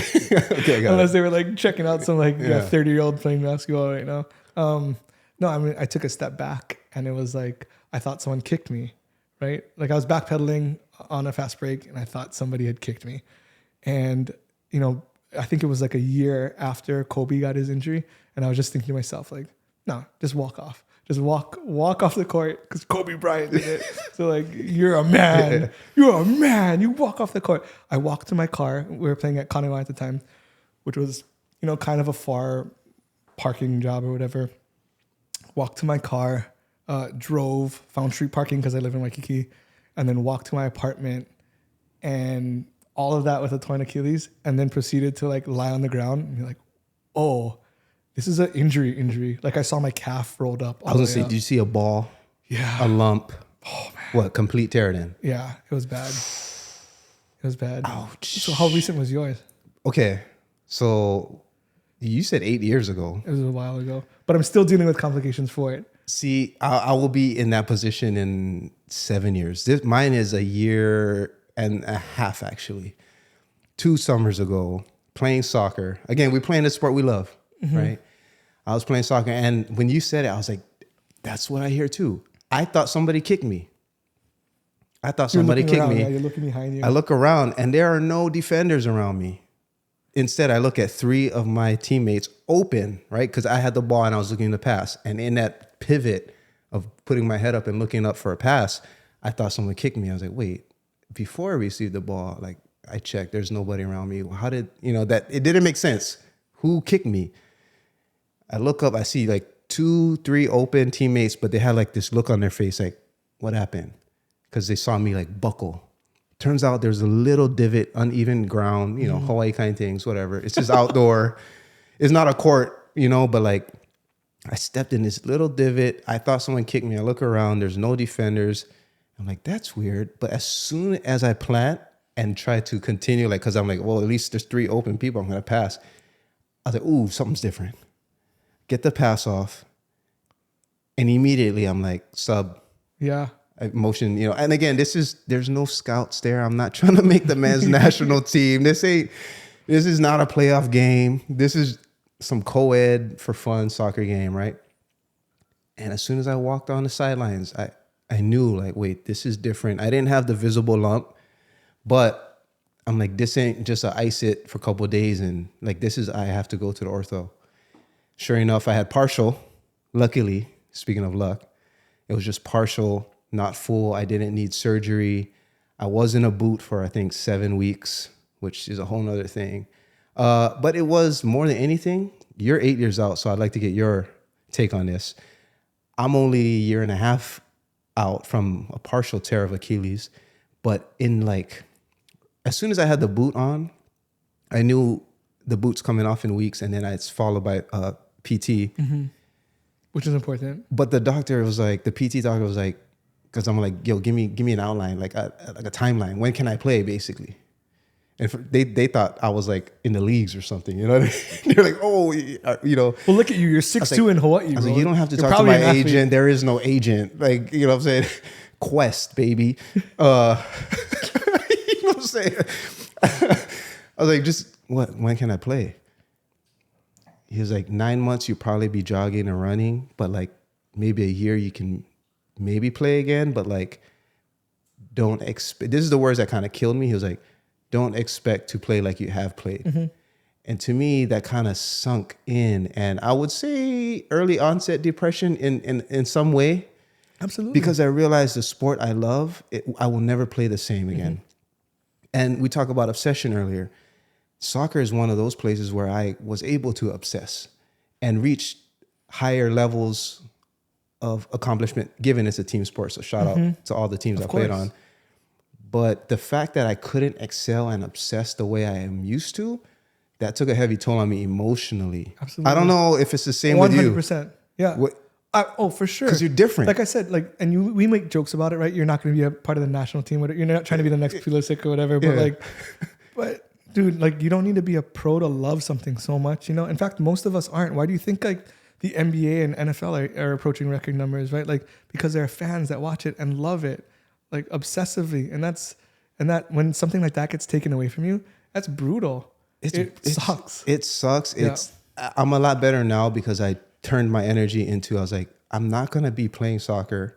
And it was, and another thing too, especially for people in Hawaii who grew up playing soccer, talking to you, those are lifelong bonds oftentimes. So unlike many families who move in and out of Hawaii here for 3, 4, or 5 years, leave, a lot of us who grew up in Hawaii playing soccer know our teammates outside of soccer. A lot of us go to public school, but we play on a club team with private school players, and that's why we know people from Kamehameha, or you know what I mean? Like, it's a community thing too. So like having the community aspect, Sundays at the field, and then having like the physical actual aspect, I go upstairs differently. Which also helps your mental aspect.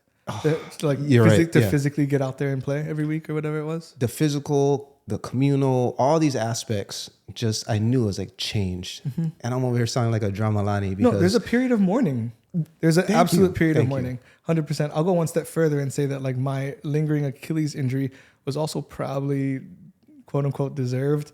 I developed like a lump on my Achilles after the surgery, like years after the surgery. It was left unchecked because I don't take care of myself like I should. And that was actually like aggressive form of gout. Oh. So I wouldn't get flare-ups. Like I got one flare-up one time in my knee that I had no idea what it was, but it was like during an examination and during like a stressful time in life. So I was stressed. But it was like an advanced form of gout that comes across like a mass. So what they did recently, like a year ago, was remove that mass out. I was like, oh my God, I got my life back again, dude. I'm stoked. Like I can do things now. And then turns out my body is rejecting my old sutures from my old surgery for the Achilles. And it's sticking out right now. I look like a candle. Like the sutures are like, it looks like a wick sticking out of my body. So on Friday, a couple days from now, I'm going to another surgery, and it might be 2, where I need like to clean up all of the Achilles stuff and then probably get a skin graft. Most likely a couple. So it's like the ongoing injury and then the gout thing, when like, I know we sound like 2 old men complaining about their body, right? Oh my God, my life is so hard. I gotta go to Maui right after this and eat at Tiffany's. Gout has entered the chat. Let's put it that way. We're drinking wine in the afternoon on a Wednesday, but like, it was a period of mourning for me. It was like, oh wait, so now I have to change my lifestyle? Like, guys, like I eat and drink for a living. Like there are things that I do for my day job which require me to eat and drink a little bit, but like I also, do some things that like aren't worth mentioning on camera that literally pay me to go and eat and drink. So it is tough. And like, that's not only do I need to do that and want to do that for my livelihood, but that's fun for me. Like, I love that stuff. Right. So there is like this period of mourning where you're like, oh shit, it's like a period of mourning, but also this I feel like a dog pissing on the carpet where like your owner grabs your face and like, you did this. And it's like, you did that to myself. But then also it's like, it's forcing me to get my own, to face my own mortality. Like, oh, I am older now. One day I will not be here. Okay, cool. And like, you're faced with that I'm faced with that every day I get out of bed and I take my first step in the morning. I'm like, oh, that's painful. So I'm faced with that every single day. Like, oh, yeah, you're old and you're kind of unhealthy or whatever. Well, okay, wait. First of all, you're not old. Like you, and we middle age. Let's call it what time it is. Of our lives. Middle age. And he said as he finished his wine. Yeah. And as we talk about gout, what else do you obsess about? It's a lot of things. Let's get two more things you obsess about. I think like it's tough because like, Okay, I think of the Master Som exam as a very difficult thing I did in my career. It obviously was the most difficult thing I've ever done in my career. But I don't think, and I know what it's like to, this is going to sound super boastful, but like I know what it takes to be considered one of the best in the world at something. That's what a Master Sommelier is. Like you're considered as one of the very best in the world at that thing. So I can't ever like sit here and tell you that I think I'm proficient in anything else because I think I've reached like the apex of certifications for wine. So like I'll tell you what I love to do and what I think I'm okay at, but like I like playing guitar. I like sports, especially when this thing heals up, and like sports. I like writing now. I'm trying my very best. I'm obsessed about social media stuff now. Hey, so you Super write obsessed. you write that, don't you? Sort of, yeah. I can tell. Like there's structure to it. That's kind. And no, I'm not just trying to like, I am in a way, like I do want to shine some light on what you're doing from my perspective on video production side of things. It's like this guy is not freestyling. He is obviously speaking from a place of, like you said, apex. This guy's a sensei, literally. Like Kyoshi, maybe be a better word, but like he is, Takumi is even a good word too. But you are 0 point something% of people who try to do what you do, period. And that's a very small group of people in the 8 billion that there are today. And so, yeah, give you your flowers there. Not saying that there aren't amazing, like much better sommeliers than I am who don't have that title as well. Just want to put that out there. Right, right. Fantastic sommeliers who are not master sommeliers. But your content where you're sharing, you know, you're I don't want to say dumbing down because it makes us sound like me included. You saw me earlier with the blind. Like I'm a dummy if I use the word You're dummies. pretty good. But like I would say more approachable. Yeah. Right. You know how to take something very up here, mountaintop, and give it to the masses. That's a really big compliment. Seriously. No, it is. And like that's why I'm like, oh, when Ty's like, hey, we're gonna have this guy on the pod. I'm like, I see his, if he's anything like this, what I'm getting from your IG, right? I'm like, oh, that's light, that's easy, man. Like I can communicate. And then I found out about the Achilles. I was like, I can communicate more. And then I found out about Japan, which I kind of want to jump into because I have a very soft part in my heart for Japan. I lived there 8 years. Wow. And I'll start this Japan section off with this thought. As I was listening to you and Taisei talk, obviously you both work in service, hospitality. Well, he does. I'm adjacent, but yeah. Adjacent. Yeah. You guys overlap a lot. I want to be more like that. You want to be more. I heard 2 words and I want to add a third. I heard an English word, a Hawaiian word, and I want to add a Japanese word. Those were service, aloha, and now I want to add omotenashi. I love that.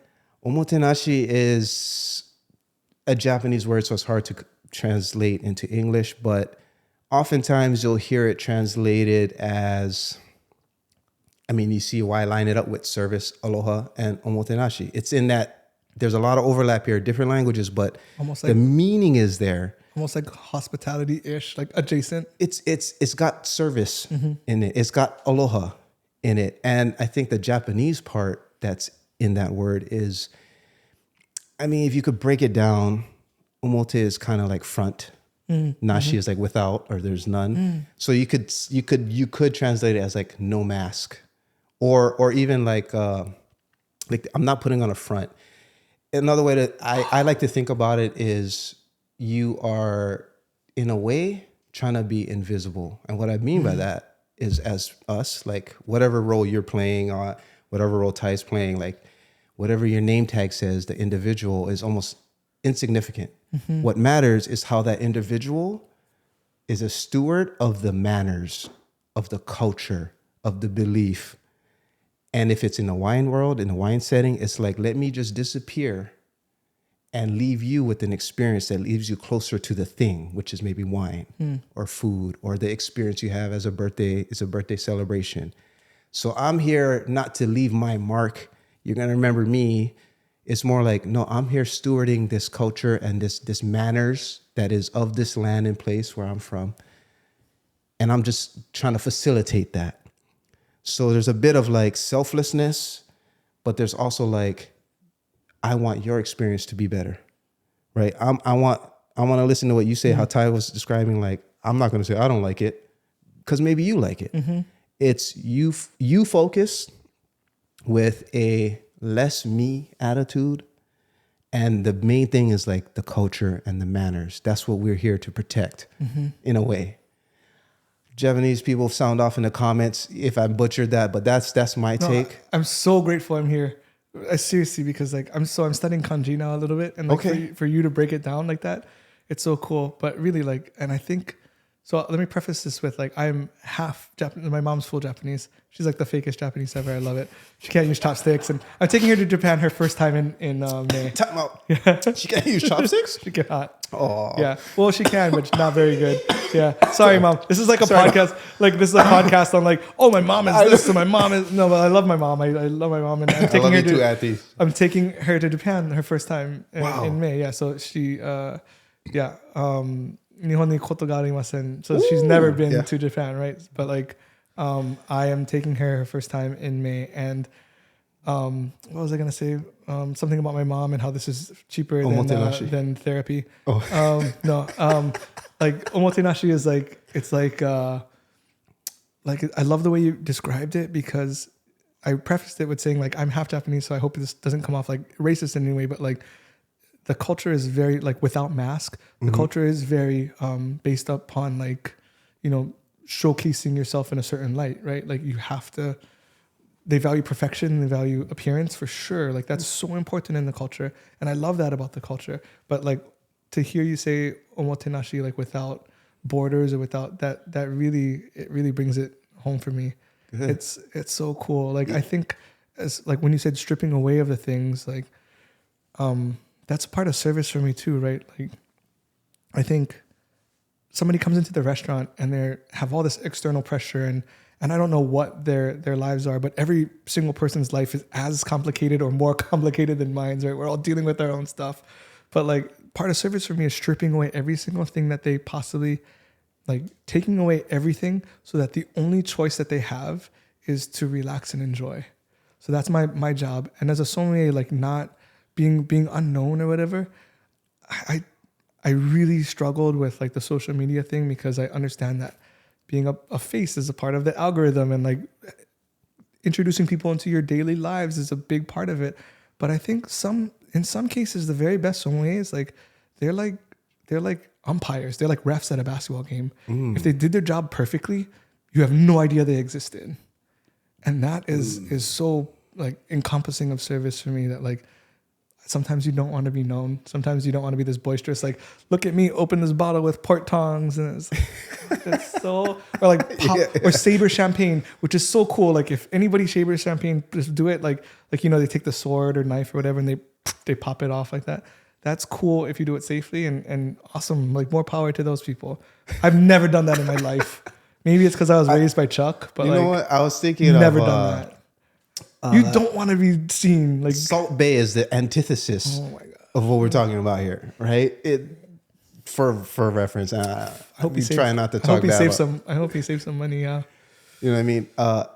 On that note, because I know you are taking. Well, now I know that you're taking your mom for the first time, and for reference, right? In Hawaii, a lot of times we'll introduce ourselves as, you know, like in your case, half Japanese.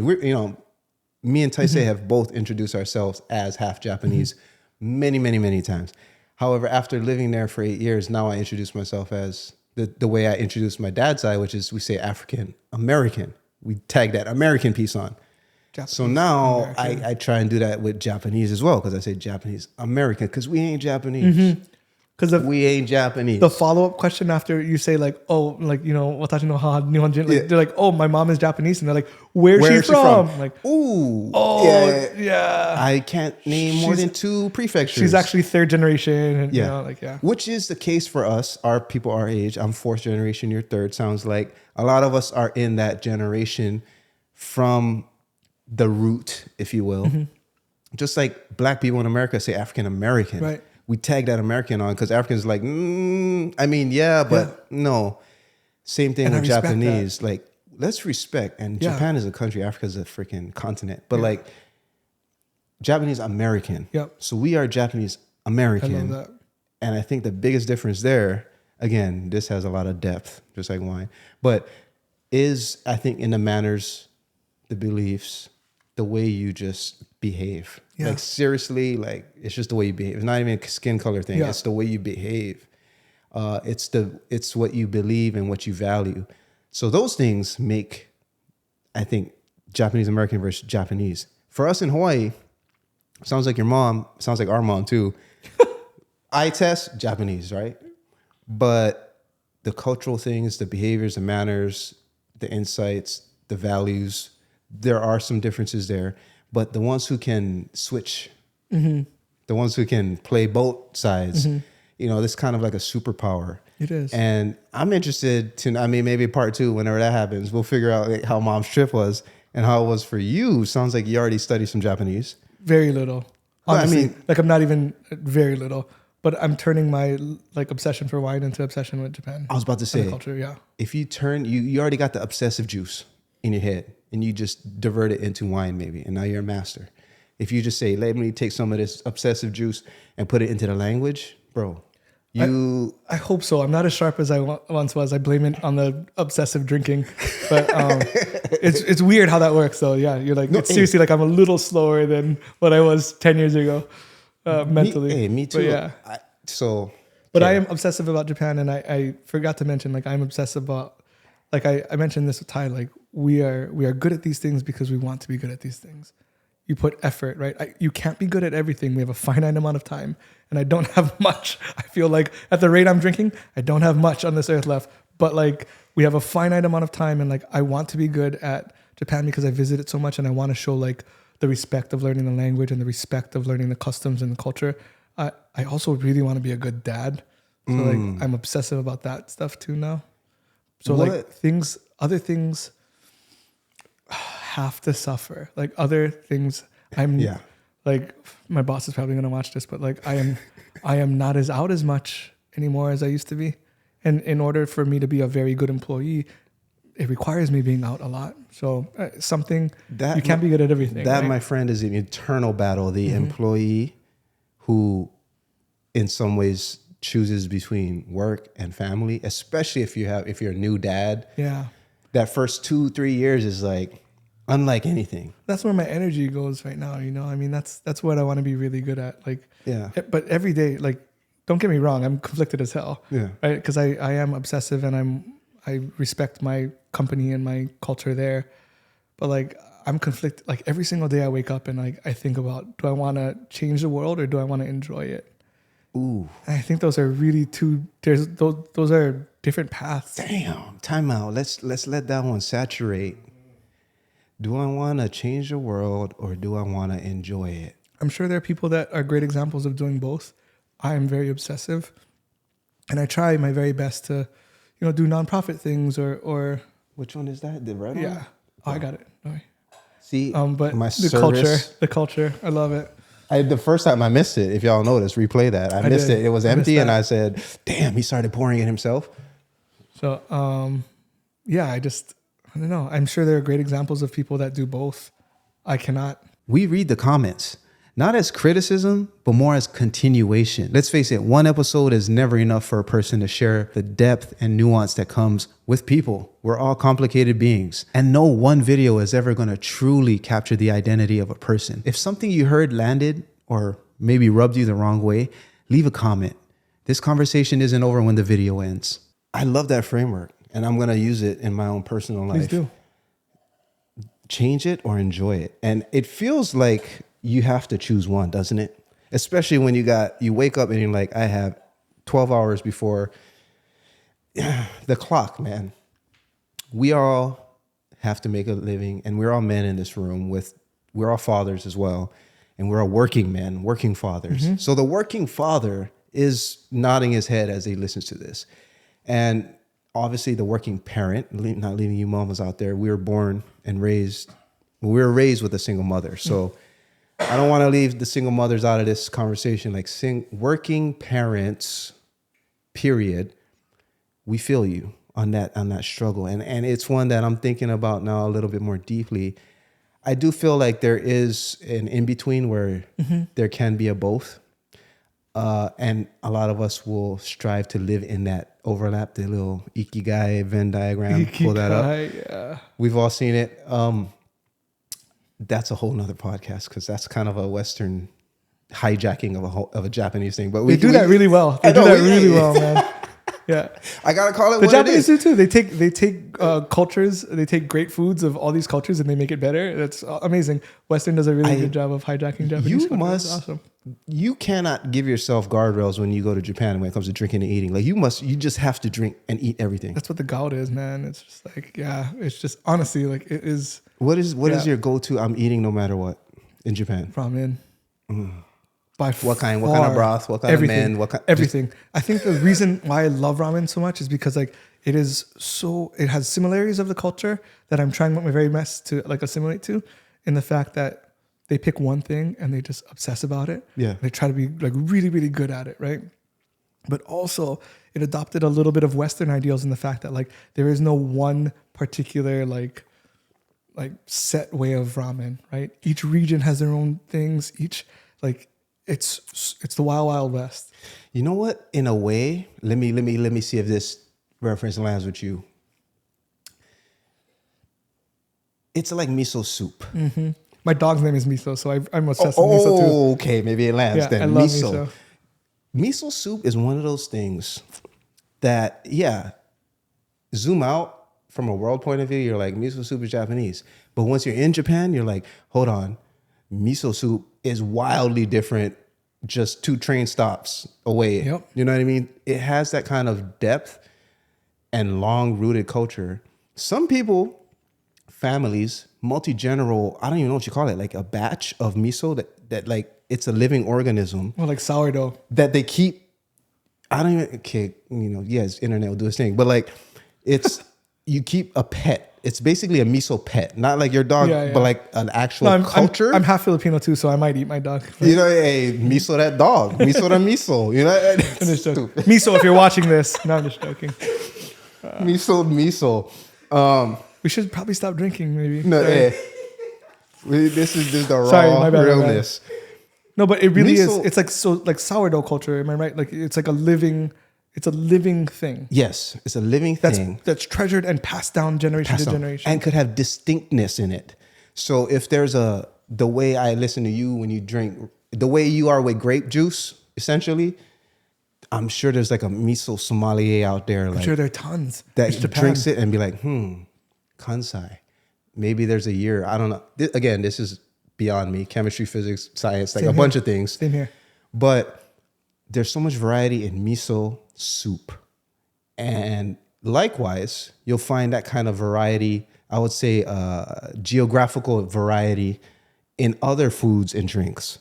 So not just miso soup. Within the same country. Within the same country, within the same island. There's 4 main islands, but like there's so much diversity and depth in almost everything that it becomes literally a lifelong journey because there's no end. There's a start. Maybe you get interested in ramen today. Sure. Or your first Japan trip was this year.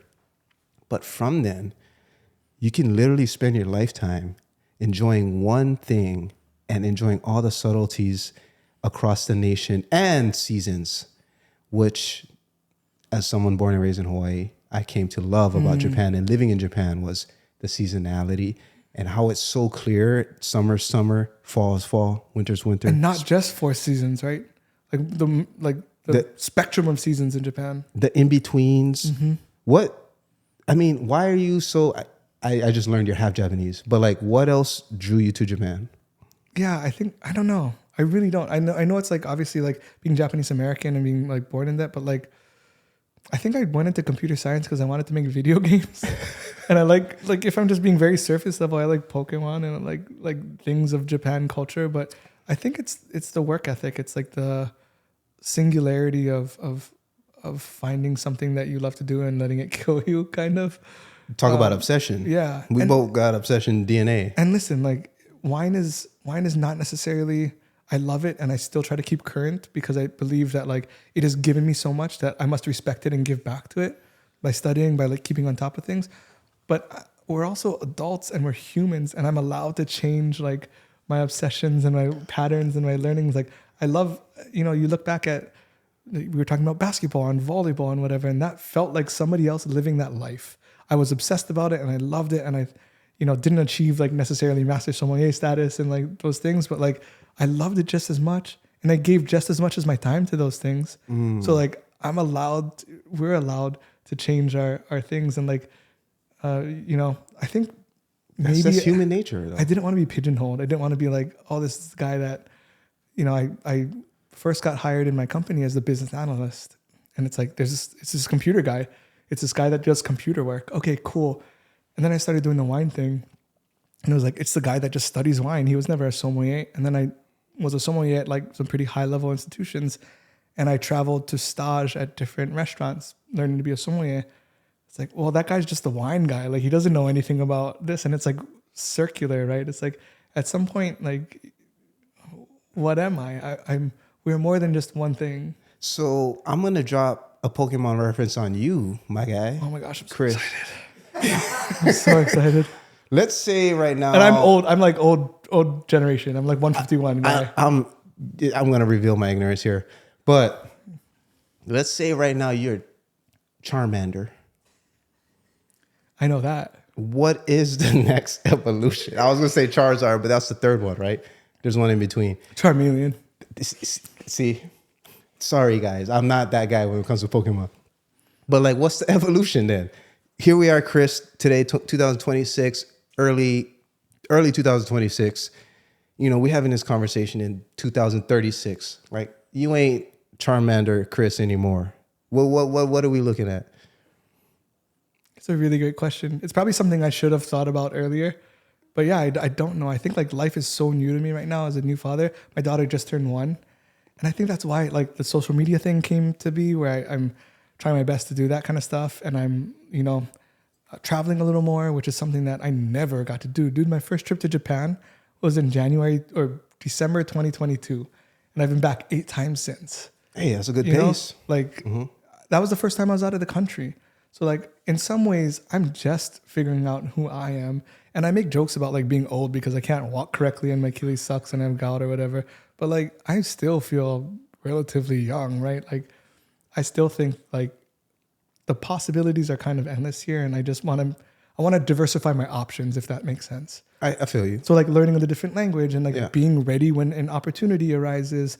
Like the fact that the last 2 trips to Japan was for work and on somebody else's dime, like that's dope, man. Like, yes, I don't know what I'm gonna look like 10 years from now, but I feel like I want to be ready for every opportunity, and I don't want to be stagnant.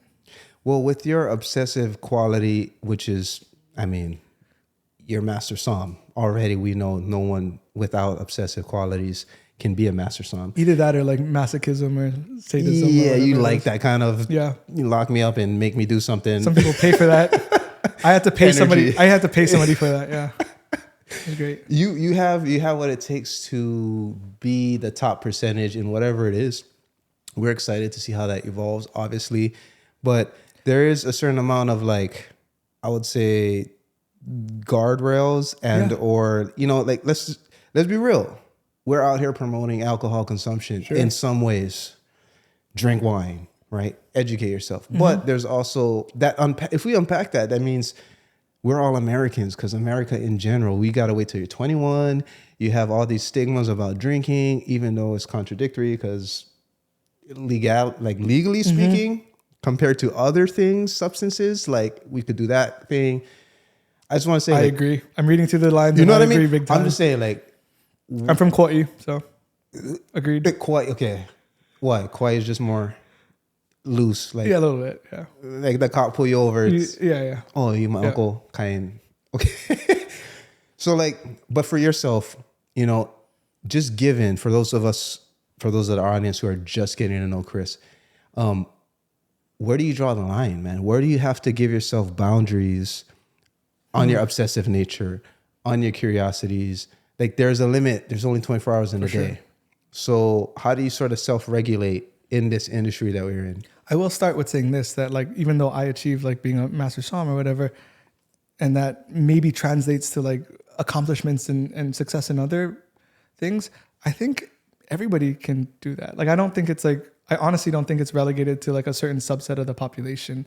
I would be lying if I tell you that like things didn't come a little easier to me, like in like, you know, just being around people and like learning with people and like maybe learning a little quicker than some people, but it's within everyone's realm. Like I knew I wasn't going to be a D1 basketball player even. Cool, but like there are other things that, you know, most people, if they wanted to become master sommeliers, I promise you, it could be.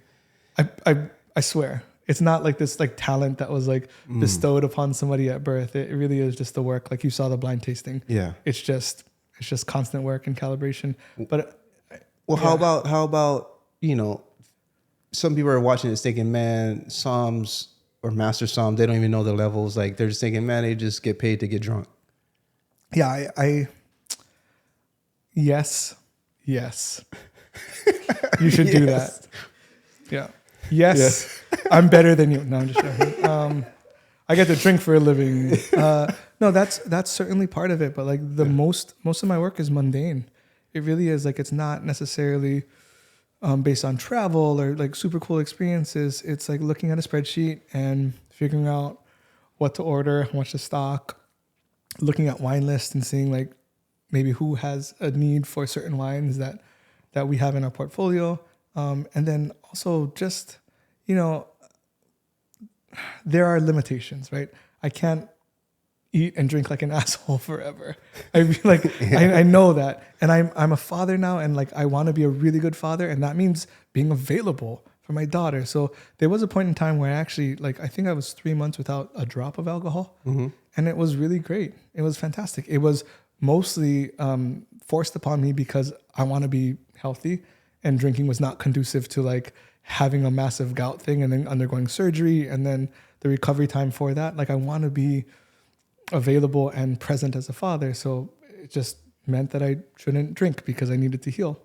And that was something that I imposed upon myself. Obviously, like the doctor said, if you can, that's fine. If you can't, a glass or two isn't going to kill you. But like having that obsessive personality and being at a work event, like having a couple drinks and having that third drink leads to the fourth. And then at a certain point, you're just... Okay, how just go. I've been... And then it's 4 a.m. and then you're like, oh, I got to wake up in 2 hours. Should I just go to sleep? It's called playing through. Yeah, play through. Yeah. There's terminology, folks. Look, so on that note, because I heard health, and I'm like, all right, let me ask this. Which I do value. All jokes aside, I do value that. You do value health. Yeah. And you could find a study that supports the idea that drinking wine is conducive to health. At certain amounts. In moderation. For sure. Which is not something I'm really good at. But I mean, we talk about Japan, you know, bring up blue zones and what is commonalities. You ask the 110-year-old auntie, what's your secret? She's like, I smoke a cigarette and drink wine every day. Okay. But like, let's get a little bit more specific on the wine community, specifically within the larger wine community, the top echelon of master somms, or the kind of doors that you walk into that other people don't. What is the body type of the middle-aged man in that room? That's a great... First off, they're not middle-aged. Yeah, they're not what? really. Where are they? They're a little older. Older? Yeah. What's the body type? No, I'm just joking. No, I mean it is a thing. Yeah, we're not necessarily. But then again, I go to these like advanced courses, or like advanced being level 3 kind of thing, where the advanced course is the only programming in the system where it doesn't have a test at the end, right? So it's a course to prepare people to take the examination for the next step. And we get off the plane, and I see a lot of people in the gym, like a lot of my colleagues in the gym. Oh, okay. Dope. So I'll get off, and like they're like, the advanced course is always held at the Ritz-Carlton in Dallas, and it's such a sick property. Yeah. It's attached to this like massive athletic club that was, I don't know, probably like, I'm watching my words here. It was probably like a country club, a very exclusive country club at one point, but now is available to guests of that property. And I get off the plane, and really like I see a good handful, like 10 of my colleagues on the track or lifting weights or on the rowing machine, or like they're doing like you have to do this. So like I work out from time to time, and sometimes I show up to like some place or a tasting or whatever in like workout clothes, and somebody asks me like, why do you work out? And like, could you imagine if I didn't do that on top of all this stuff? It's like baseline maintenance at this point. I would imagine people in your profession who literally their job is to taste and form opinions, and maybe in your case too, like build lists and spreadsheets. Well, would you know? It literally. Thank you. The more you do that, the more priority you should put on the health piece to counterbalance. So, in my experience, again, I'm not a wine guy. I'm just next to wine guys, if you will. OPC, right? Oregon Pinot Camp. Well, that's fun. We went to Oregon, but Ty was invited in 2024, 4. And so fun. I was on the peripheral of that, right? And I was like, this is fun. Like, this is a fun conference, right? But it was very, in a way, sorry, I'm not talking, no shade. It's just, it felt a bit indulgent. Yeah, sure. And I was like, well, I've been on conferences or group trips of such where like there is that let's indulge piece, but there's an effort to counterbalance it with, let's say, a run. There's a 5K run we're doing this morning or something, you know? And I think, you know, speaking generally, it's like, in general, there's a lean towards health.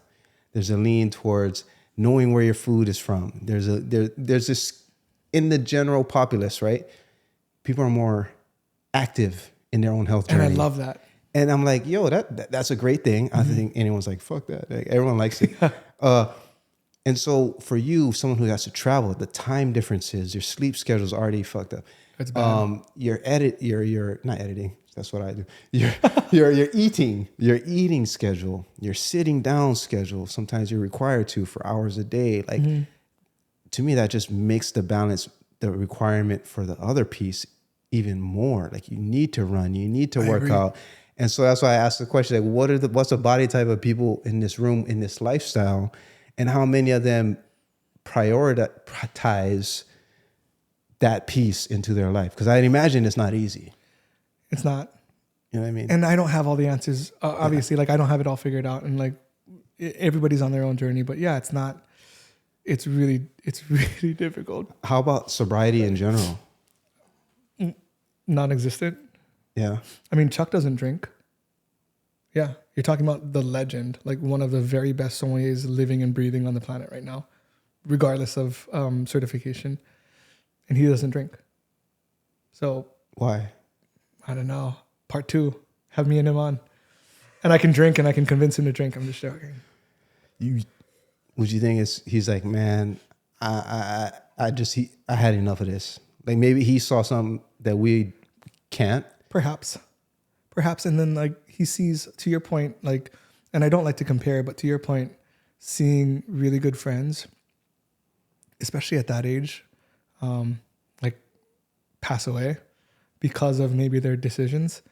Like, yeah, it's the fool that doesn't learn from the mistakes of others, right? Like maybe it's that, but I don't know. I know that he has an awesome family and a like truly perfect wife. Like, he outkicked his coverage so hard, dude.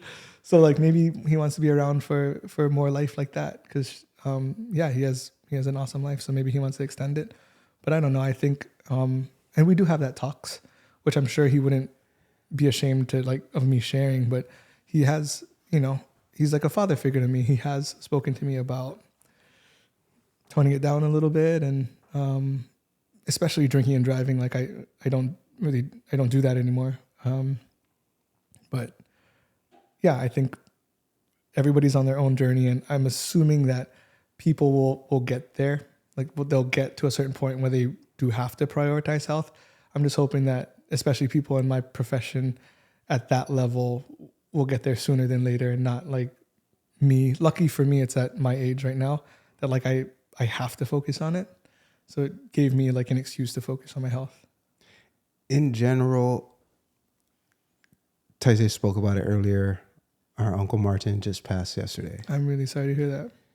And I think for both of us, we, growing up, again, single parent, our mom raised us. So in a way, Uncle Martin held a fatherly figure in us growing up. Just so happened he was a freaking hammer in hospitality, food, like, you know, their own restaurant, Swiss Inn. And so we did get a lot of influence. And part of that was the bar, right? A lot of the first drunk people that we've seen were at the Swiss Inn, at the bar. And for me, it's like, I want the Orangina. That's what we always got at the Swiss Inn, was the Orangina, because that's like, it's like a carbonated orange juice, basically. But that's what me and Taisei would get. But I mean, everyone else at the bar is getting drinks. And so in a way, at least for me, like seeing drunk people a lot of time was overlapped with this amazing family dining experience.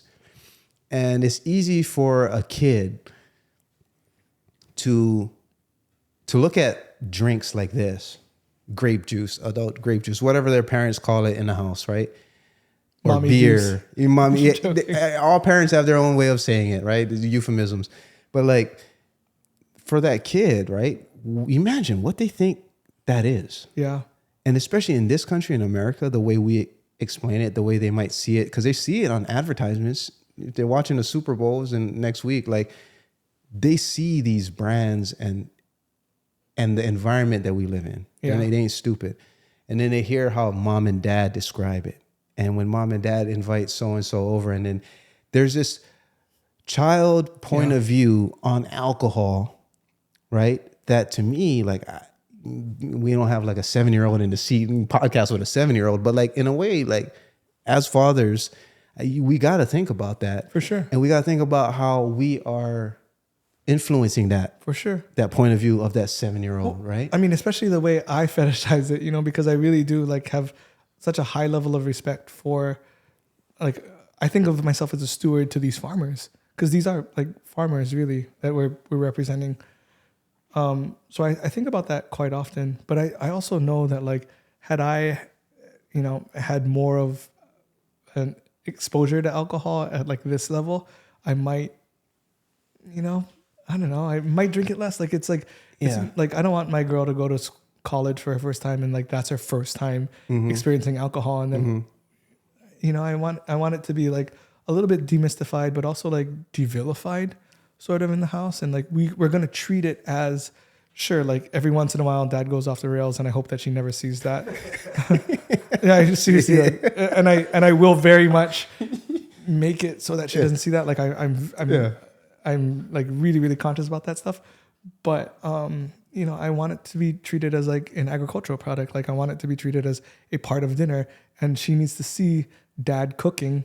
I do all the cooking at home. Yeah. I do every single meal at home.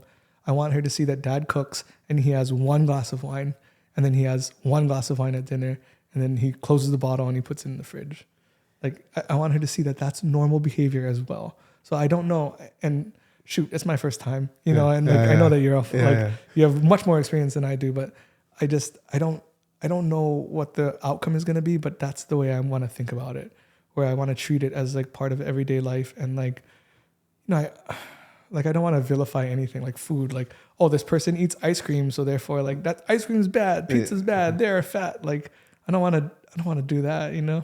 Got it. And look, there's no right answer either. You know what I mean? Like, and who knows what the outcome is going to be? You can do everything right? And it's going to be her fault. I'm just joking. Who knows? I'm going to try my very best to like incorporate it as everyday life. And I rarely drink at home, but it's because I drink so often as a part of work. So who knows if I'm even going to drink at home? Here's a wild card question. Wine and weed. For me, look, I left Hawaii to go. I went to Portland, Oregon for 5 years. So you were in arguably the ground zero for both alcohol, wine, beer, and weed. Trifecta. So your boy got a crash course in not only variety but quality. in all of those three arenas. Why do you think there's such an overlap? I mean, the agriculture, for me, I think it's the agriculture point. It is. Would you say that? It's agriculture, it's craft, it's like precision too. Like I honestly think I would be so much more into weed if I knew how to plateau it. Like I know how to plateau alcohol. Yeah. Like I know how to keep my blood alcohol level at like 0.08 consistently. Like it's like throughout the whole day it'll be 0.08, and I'll just like. But if I could do that with weed, I might actually be like super into it. I don't know. I really do think that there's a form of people that, you know, will like, again, vilify it just because it's a substance. Mm-hmm. It's a mind altering substance. All of this stuff. Yeah. But I think, you know, there's some benefits for sure for that. Have you ever tried weed wine? You know what's funny? When we was with Larry. Oh boy, Bombay you learn. Lingua Franca. Bombay you learn. Lingua Franca. When we were there a couple years ago, speaking with Larry Stone, I don't know if we ever like released a reel with it, but like he mentioned there was, and I can only imagine Willamette Valley fucking decades ago, right? You know what I'm saying? There was someone who graphed together the two. I don't know what varietal it was, but it was a grape with a cannabis strain that was grafted. And I think, I don't remember the results, what he was saying, but like the idea is there as far as combining these two things that people enjoy. And they both come from the earth. They're both natural. Mm-hmm. And separately, there's different ways to consume them. You could eat both. You could consume both. Like, but to me, I was like, wait, so I'm not the only one thinking about. Oh, you know what I mean? Like, trust me, it is. I haven't tried the actual wine in cannabis infused wine though. How is that? It's best high in the entire world. Yeah. I mean, I've never done hard drugs. Yeah. Let's put it out there. But I love it. What? So is it like edibles with wine? No, it's wine that smells like THC. Oh, wow. Yeah. So I mean, it's wine that like legitimately has THC in there because it's fermented with a little bit of cannabis. Wow. There are wineries that we know. Yeah. Can you sell them though? No. In Hawaii, you can't. But other states you can. I don't even think that. You're just friends with like your friends of friends. That's why when you said, "Oh, Larry Stone weed wine," I was like, "What are you talking about?" No, okay, sorry, Larry Stone. I know. He attorneys. I'm not. No, I know. I'm trying not to like. He mentioned that it was allegedly in Willamette Valley. Actually, we just took on a producer, Ken Wright, and they actually had Ken Wright and Larry Stone at Lingua Franca. I think they operate on like adjacent vineyards or like vineyards close to each other. That was once weed farms, but is no longer like, it doesn't throw cannabis oil because it had to lay fallow for X amount of years. But they're there and they're like, they're there and they're good, bro. Like they're really good. Anybody who's been to Portland or just Pacific Northwest, Northern Cali, even like it's a thing. There are, for me, it was like the horticulture aspect. Like these green thumbs, Santa Claus looking dudes, like they know their You described stuff. every single, like literally you described every single farmer that I've ever seen. What I mean? I was like, you come in and thinking like, oh, it's a recreational thing, but then there's so, again, like wine, there's so much depth there. Mm-hmm. And I think in a way, it's kind of like here in Hawaii where I've said it before on this podcast, but fishing has gotten me into farming. Mm-hmm. It's almost like they go hand in hand.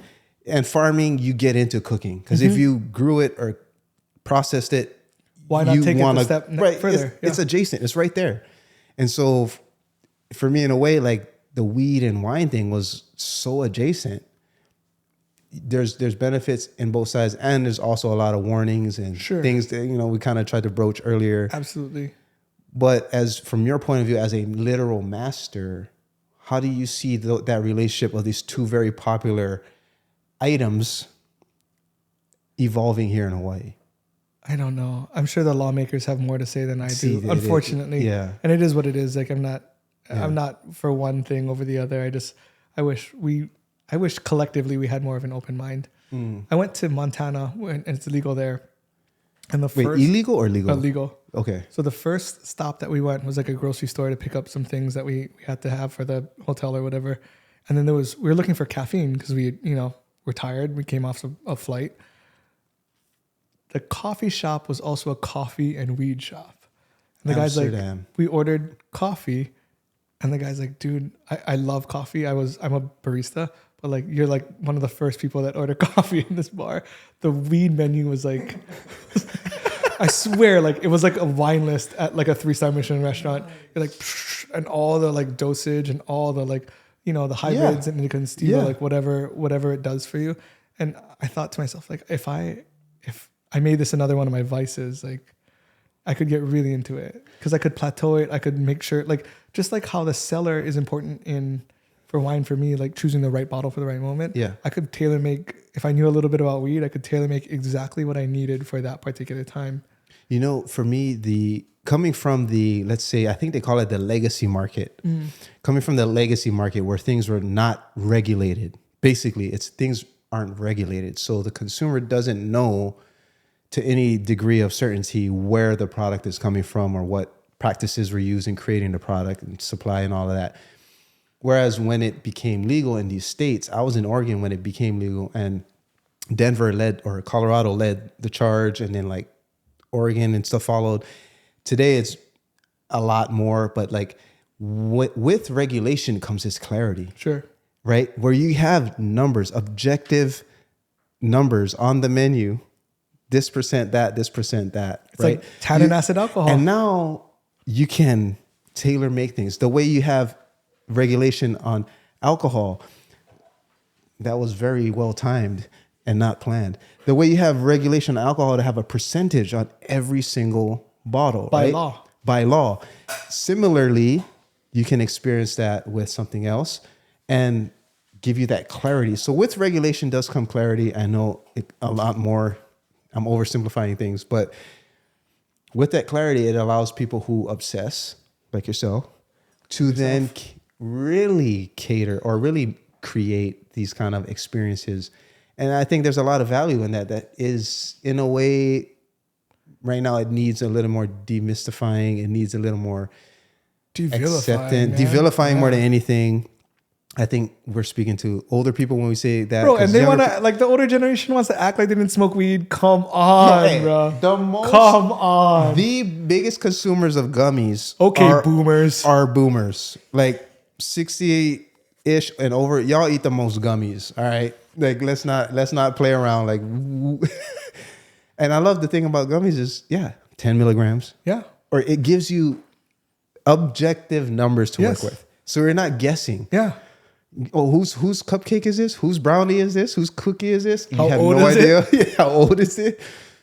That's where I grew up in, and it was hit or miss. We have evolved. And I like how nowadays we can calculate. So, I mean, I figured you'd have got to ask about that. I know Hawaii's legislation, and there's a lot of things that I'm too uninformed to talk about. Again, do I want to enjoy the world or do I want to change it? Ooh. Let them do what they do. We can enjoy without changing it. You know what, bro? I feel like we've had a very, very good conversation, but I did want to at least give a chance for you to speak about the Aloha?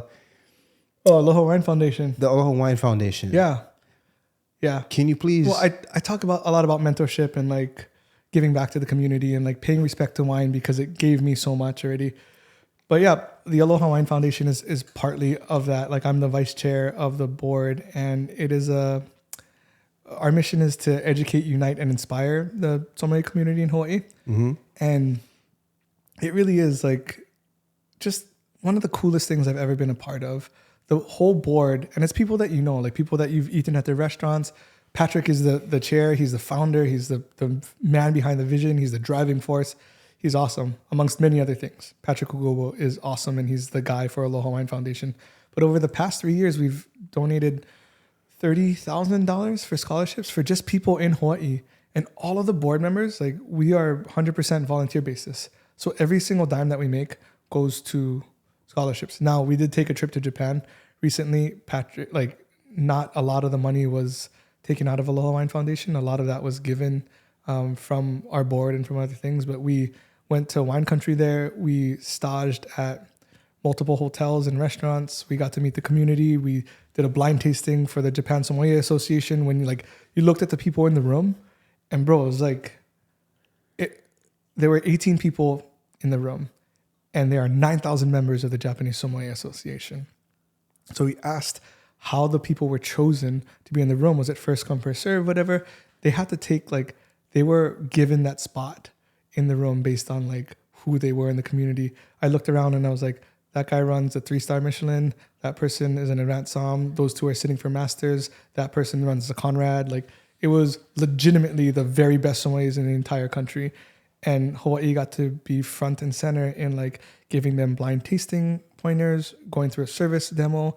It really did help solidify the bonds there. So that whole trip happened, and I'm justifying it because it sounds like we're having too much fun, right? Because we're going to Japan and learning things on our nonprofit's dime, but a lot of that stuff was already paid for. And because Patrick and Dave, 2 MSs, are on the board of the Court of Master Sommeliers, one of the gripes about that is that there's no continued education for professionals who are already in the community.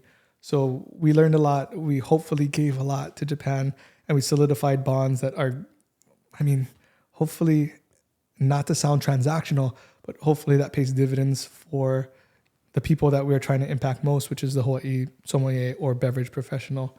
I can stand behind all the work we do there, and I'm genuinely so proud of every single person that's involved in that. It's a lot of work. I say this because, I'm biased living in that country for so long, but I want to get your take on it. What did you, specifically on that trip, Chris, what sat with you the most in that trip? That they're not the stereotypical Japanese people where it's honor and code and ethics and steps. They really cared about hospitality. They cared about making us feel welcome. They were so proud of the work that they were doing too. And we were, so excited to see what they're doing. It was just a magical trip. The schedule was packed. I was in charge of doing the logistics and trains and directions, whatever. We did not have a moment to breathe. Every single second was devoted to trying our very best to represent Hawaii and build these bonds. And honestly, the takeaways, they're it's not just this monolithic Japanese culture that you see that is so regimented and rigorous. They actually were excellent sommeliers. They were great at hospitality. They were so welcoming. And they're obviously really, really good at what they do. Where does wine fit into Japan culture? I think it is, like us, it's still a little reserved for the elites, the people with money, especially now where the economy is not, doing so well. But, the Japanese wine that we had was really, really good. And it worked well with the food, which is so cool because, Beaujolais and Riesling works with our kind of foods here, which is really similar to the Japanese culture. But koshu and Muscat Bailey A and all these weird things that don't exist anywhere really outside of Japan, dude, their pairings were just so dope. And it was little bento boxes from the street over. And I never had a wine that worked better with unagi and kabayaki sauce than Muscat Bailey A. Hey, look, we seen what Japanese did to whiskey. We seen what Japanese did to baked goods, the patissiers coming out of Japan. Anything. Don't let them get a hold of anything because they're going to Japanify it. They will take it and make it better. So wine, I don't see any, that's going to happen to wine too. Some of the, and we know that the geography, that island, freaking, what you call that? Archipelago, that island chain is blessed with some of the most unique characteristics on the planet. So what's it? I'm gonna talk about what's it? That's something of place. I'm looking at y'all wine. Terra. What is it? The sense of place. Sense of place. Japan got some of the baddest flavors out there. So I know they're already. Okay, real quick, I gotta ask you this: sake, shochu, commonly rice wine or potato wine, or I don't know like how to say it in English, but like, where does that land when you go to Japan and you're drinking shochu, for example? Let's just say shochu. This to me was explained by a Japanese friend of mine when I was in Portland. He was from Waseda University and he studying abroad. It was my birthday. He gave me this bottle. He's like, "This is shochu," and I'm like, "What is that?" Try it. I was like, "Ugh." He's like, "It's potato wine." He said potato wine. Distilled potato Wine. That's I was like, what? I don't know. I don't like it because it was like so just strong that alcohol we was talking earlier, like warmth. I'm like, I'm burning. Anyway, after living in Japan and trying shochu in different seasons, cold, hot, but then also sake, white or rice wine, I enjoyed it more. So my intro was a little harsh. But after living there for many, many years to many, many seasons, my palate adjusted and I came to enjoy it with certain meals. This is hot pot onabe. We got this. So how would you say seasons sort of benefit the drinking experience? In Hawaii, we basically have one season, more or less. But when you're in Japan, you're in Europe, a lot of these other countries, you enjoy the seasonality of things. What do you think we're missing here in Hawaii because we don't have that fluctuation of seasons? And what is there to gain in visiting a place with seasons and then having that kind of... We do, because it was super cold this morning, but it was like 62 this morning, bro.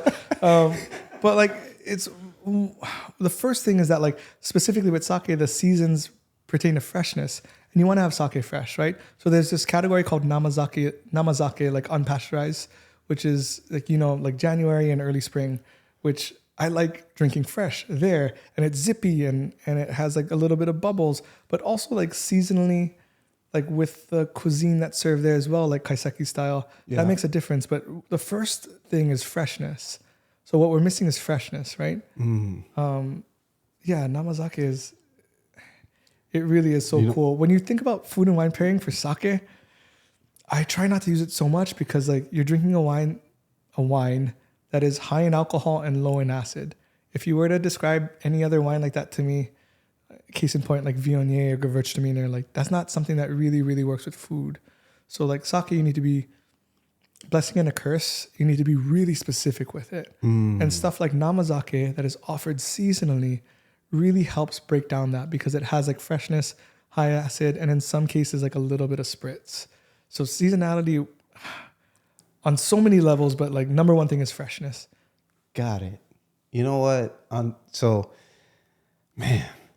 Japan is a whole nother podcast. We got to go. We'll do it on site. Do not tell me what a good time. Pounce. Do you have any questions for me? I lived there 8 years. Yeah, which part? I lived in Shiga, which is in the middle of... No, seriously. Honshu. It's got the biggest lake in Japan. It's the third oldest in the world, I believe. That's not Biwa, is it? Biwako. Oh, cool. Yes, it is Biwa. So I lived on Lake Biwa for 5 of my 8 years. Can I ask why you moved there? Well, I moved there. I left Portland. I left Portland State University and went straight to Shiga. Because I had this opportunity to teach English as an assistant language teacher. And I did not know what to do. I already had my credits to graduate with a BA in psychology. But I didn't know what the hell I wanted to do. So I just kept myself a full-time student to keep my scholarship. And that resulted in me taking all the higher level Japanese courses. And then I, by accident, got a minor in Japanese. But fucked around and got a minor. I just fucked around and got a Japanese minor. And so I was book smart. And I had, in one of these upper level of Japanese courses, the teacher's like, hey, we're looking for 2 students from Portland State University to be assistant language teachers in Shiga. Well, in Takashima City in Shiga. And I was like, well, sounds like something to raise my hand to because I have no clue. I could have graduated last fall. I don't know. I ended up going there as an assistant language teacher, and I didn't know anything about Japan. I'm a Japanese American. I'm not Japanese. I'm Japanese American. But you obviously had to have some kind of like love for it. Oh yeah. Oh, I had the affinity for it. Yeah. My grandma. Sure. I interviewed her about when she saw Pearl Harbor here in Japan as part of my high school project. I wish I had that recording. Seriously? I lost it. I fucking regret it every time I think about it. I recorded my grandma talking about, like, this is senior year of high school. I interviewed my grandma about her point of view with first-hand account of witnessing Pearl Harbor as it happened as a Japanese American in Hawaii. And I don't have that recording. But I had an affinity towards Japan. Sure. At this point, I had a certain proficiency level, at least a minor level. And so I went. It was to the countryside, very country. And I think that was for the better because I had this time to really, both outward and inward discovering the world around me, but discovering how I act in this world and sharpening my book smartness into real worldness, because there is a transition. For sure. So all the shit that I like read and studied, that was a great base. But then I had to sort of translate that to real world. And that transition took like maybe a year and a half, 2 years. And then after 2 years in Japan, I was like peak. I say like bodybuilding, right? Like I was hitting the books like, I mean, it's not Master Somm level, but like I hit the books hard and hit the highest level of Japanese language proficiency. I took the highest level test and passed it after 2 years. Wow. And after N1? Yeah, N1. So it took me 2 years after landing to pass N1. Congrats. First attempt I failed, second attempt I passed. So my first year there, I tried N2, failed. Then my second attempt, N2, passed. Then I tried N1, fail. Then my second attempt, N1, I passed. So I went 4 times, right? And so that's kind of my, like, I'm hitting the books too, 7 days a week. And that journey of language proficiency, for me, was like the highest level of like academic achievement. Yeah. Because it takes a lot.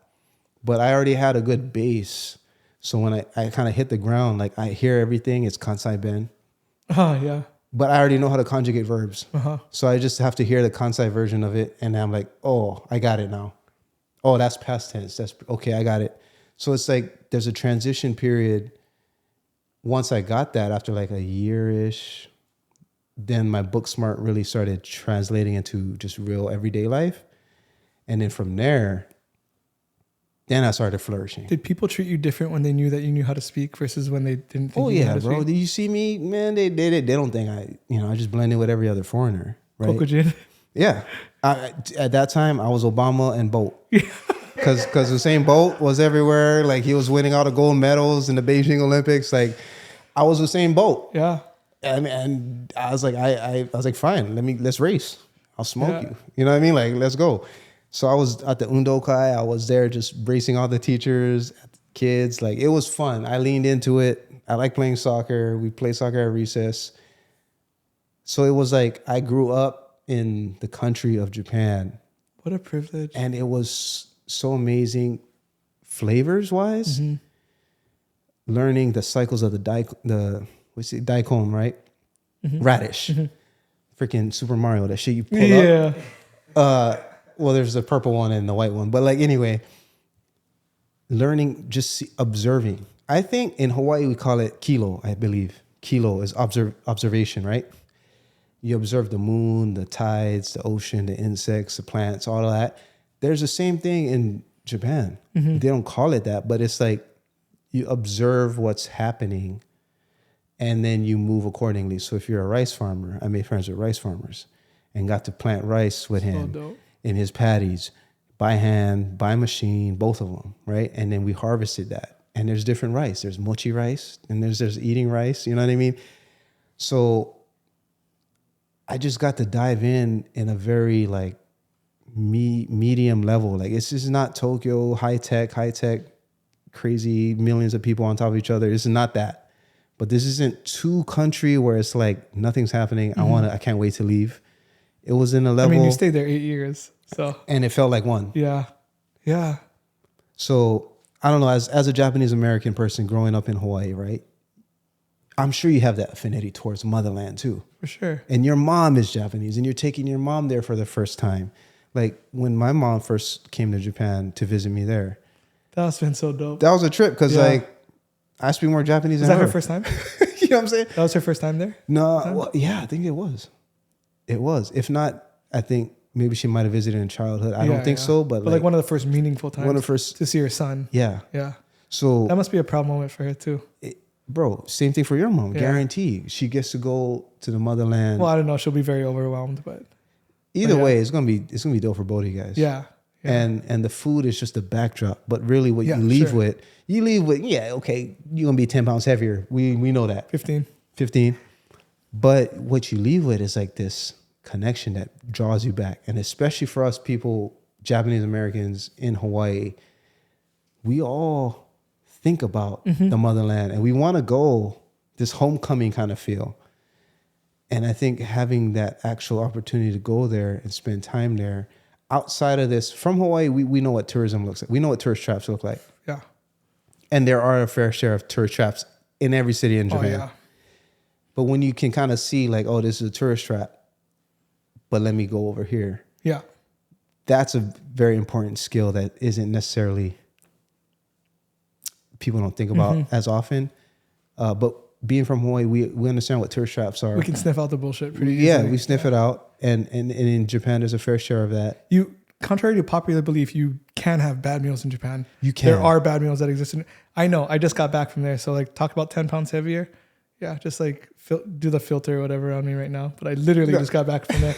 But no, I think for Japan stuff too, like you asked me why I loved it so much and why I had that affinity to it. I think it's like, it is a form of escapism, which is why tourists come here to Hawaii. But like, there is this thing where like it was, growing up with not a lot of money, it was a pipe dream, right? Like I said, the first time I went there, I was 33 years old. Like it was always this thing that was unattainable. And like, how cool would it be to go there? How cool would it be to visit?